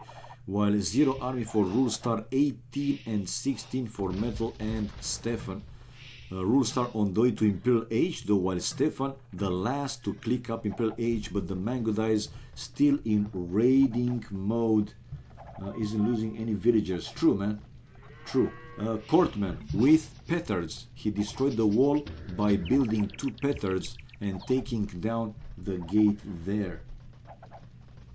Yeah, I mean, he's losing, but also these mangonels, they do cost a lot, man. They do cost a lot of wood and a lot of gold. So yeah, important upgrades. Not completely wasted, because he tried to go defensive mode. It didn't work out the way he planned though, and we have now Cavalier with future +4 armor upgrade for Metal. And this is a double in Rulestar's base. Rulestar is in Imperial Age, but again, 0 army for him. No, he has 3 army. But raiding time, raiding party. This is another town center. If Metal will spot these villagers, then it's going to be a really mess. I thank you for up. No, he's on the way to village, and there, yeah, the cavaliers are there to kill even more villagers. Ay. This doesn't look too good for Team Monos and Rulestar, but he was able to finish that town center. Nevertheless, with one trap coming out, he can easily destroy all these buildings one by one, and another castle inside Rulestar's base, while Monos is with 3 castles and coming out with elite mango dice. Now this can be important. Imperial Age on the way for Stefan. He will be in 5 or 10 seconds. Cavalier upgrade for Rulestar, Ballistics for Stefan, and Loom only now for Metal. But I'm surprised that by now Stefan didn't make any ram yet. Seriously. To increase the pressure even more, man. Very bad play by Yellow. Well, we will have to wait and see. For now, he's still trying to hold, but 89-90 population. He's cornered though more and more to the edge of the map, which is never too good, not a good news. And we have Bracer, Conscription, and Elite Mango Die upgrade on the way for Stefan. Monos, a pretty good number of population, 142, but he is kind of 1 versus 2 army wise. 14 for Monos, 12 for Rulestar, while 38 and 28. I want to see the Trebs, or again capped rams, or even siege rams. Paladin upgrade for both Metal and Rulestar is going to be faster for Metal. And check out Stefan even taking the fight under the enemy town center, a little bit under the enemy town center. Now these elite mango dice can easily take down well, easily not, but with a good micro, you know, hit and run, they can take down the enemy cavaliers, while the cavaliers for Metal, raiding party, and still population for Rulestar 83, and still counting down more and more villagers going down. Some of the cavaliers, they are taking the fight, but nah, man, it's the third upgrade, attacking up blast furnace incoming for Metal, and he is still bringing more and more future paladins. And the group of elite mango dice for Stefan is much larger than, yeah, and Monos losing. I wouldn't be surprised to see a GG incoming in the next few minutes. And now paladins, which are even stronger, taking the fight. By the time Rulestar will have the paladin upgrade, he will be out of cavaliers, and the full push. Finally, the first trap from Stefan to take down those town centers. Nah, man, this is GG. This is GG. I really don't see a way, if they're not messing up the game and losing army completely for free. And check it out now, Rulestar losing even more. Nah, man, it's over. I mean, more and more population. It's 48. Even Monos, it's 157, the most in the game. Again, he will be 1 versus 2, because by now Rulestar is out of the game. He might be able to sling some resources, but nah, it's over, man. It's over. Did he save some villagers? No, he didn't, right? And Monos is preparing to come into the fight, but again, army-wise, Monos 28-0 for Rulestar, 43 for Stefan, and 34 for Metal. I really don't know why they're not calling it GG. Seriously, I mean, in this kind of situation, when you see the enemy is like super you know, ahead. Klavskis, thank you for the host, man. Thank you for the host. I appreciate the support. But I said, man, this will be also my last game for tonight. After that, I'll have to go to dinner and rest a little bit. I'm still not, I'm not recovered, still feeling sick a bit. Anyway, doesn't matter. Let's go. They are still in the game, and hoping that they can come back in the game. Me, I don't see a way, unless, again, they are just wasting the army completely. I don't see a way for the other team to come back. 51 population. But again, now, in my opinion, go and finish off the enemy, man. Don't let him rebuild. Anyway, again, thank you for the support. Really, I do appreciate it, man. I am grateful for all the support that I can get. Right, breaking the gates, and we'll go through and push into Monos. But one more time, not necessarily that it's a mistake, because still Rulestar with 51 population, he is almost out of the game, but he's not out of the game completely, right? That's the point. Why they didn't continue, to destroy also the remaining town centers and the military buildings, have no idea. With a good micro, yeah, they can still do something, or keep staying in the game. But for how long, man? 36 army for Monos, 21 for Rulestar, 52 for Stefan, and 61 for Metal. And check out Metal. Now with Paladins, okay, he will try to do the push here and will keep Monos busy, while Stefan will come from the other side. I don't see a Trebin coming from Metal though. They're taking the fight, not taking the fight. I see Stefan coming forward with the Trebs to try and destroy those castles one by one. And Monos is calling for his ally, go and take the fight. Well, if they're fighting full time, I mean, if they take the full fight here, this might be the decisive fight. Another big group of Paladins incoming from Metal, and yeah, here they are going to lose pretty much everything. And one Treb, as expected. Monos, instead of villagers working, he has them to repair the castle, and GG will follow, man. This is the logical thing. There you go, GG. They just couldn't stay in the... They tried. I mean, why to call a GG when you can try and come back in the game? Yeah, good play, man. So we have the 2-0. Excuse me that I didn't also put the first point for Metal and Stefan, but I will change it now so the viewers will see it. Achievements, fast. Military 124 kills for Metal. Units lost, poor Rulestar 145. Largest army for Metal 70. Economy Metal with best food, but Monos with best wood, stone, and gold. Whoa! And he also sent over 5,000 resources to Rulestar, just hoping that he can come back in the game. Metal with the fastest Imperial Age, 2747. It was 25 seconds faster than Monos. And villagers highest, Monos 132. This was it, guys. This was it. Maui 207, thank you for the follow. Hope you get better. Yeah, man. I will find again. I just kept repeating this, and you guys probably are like, okay, come on, stop it, man. I mean, it's nice and so on, but stop it. No more.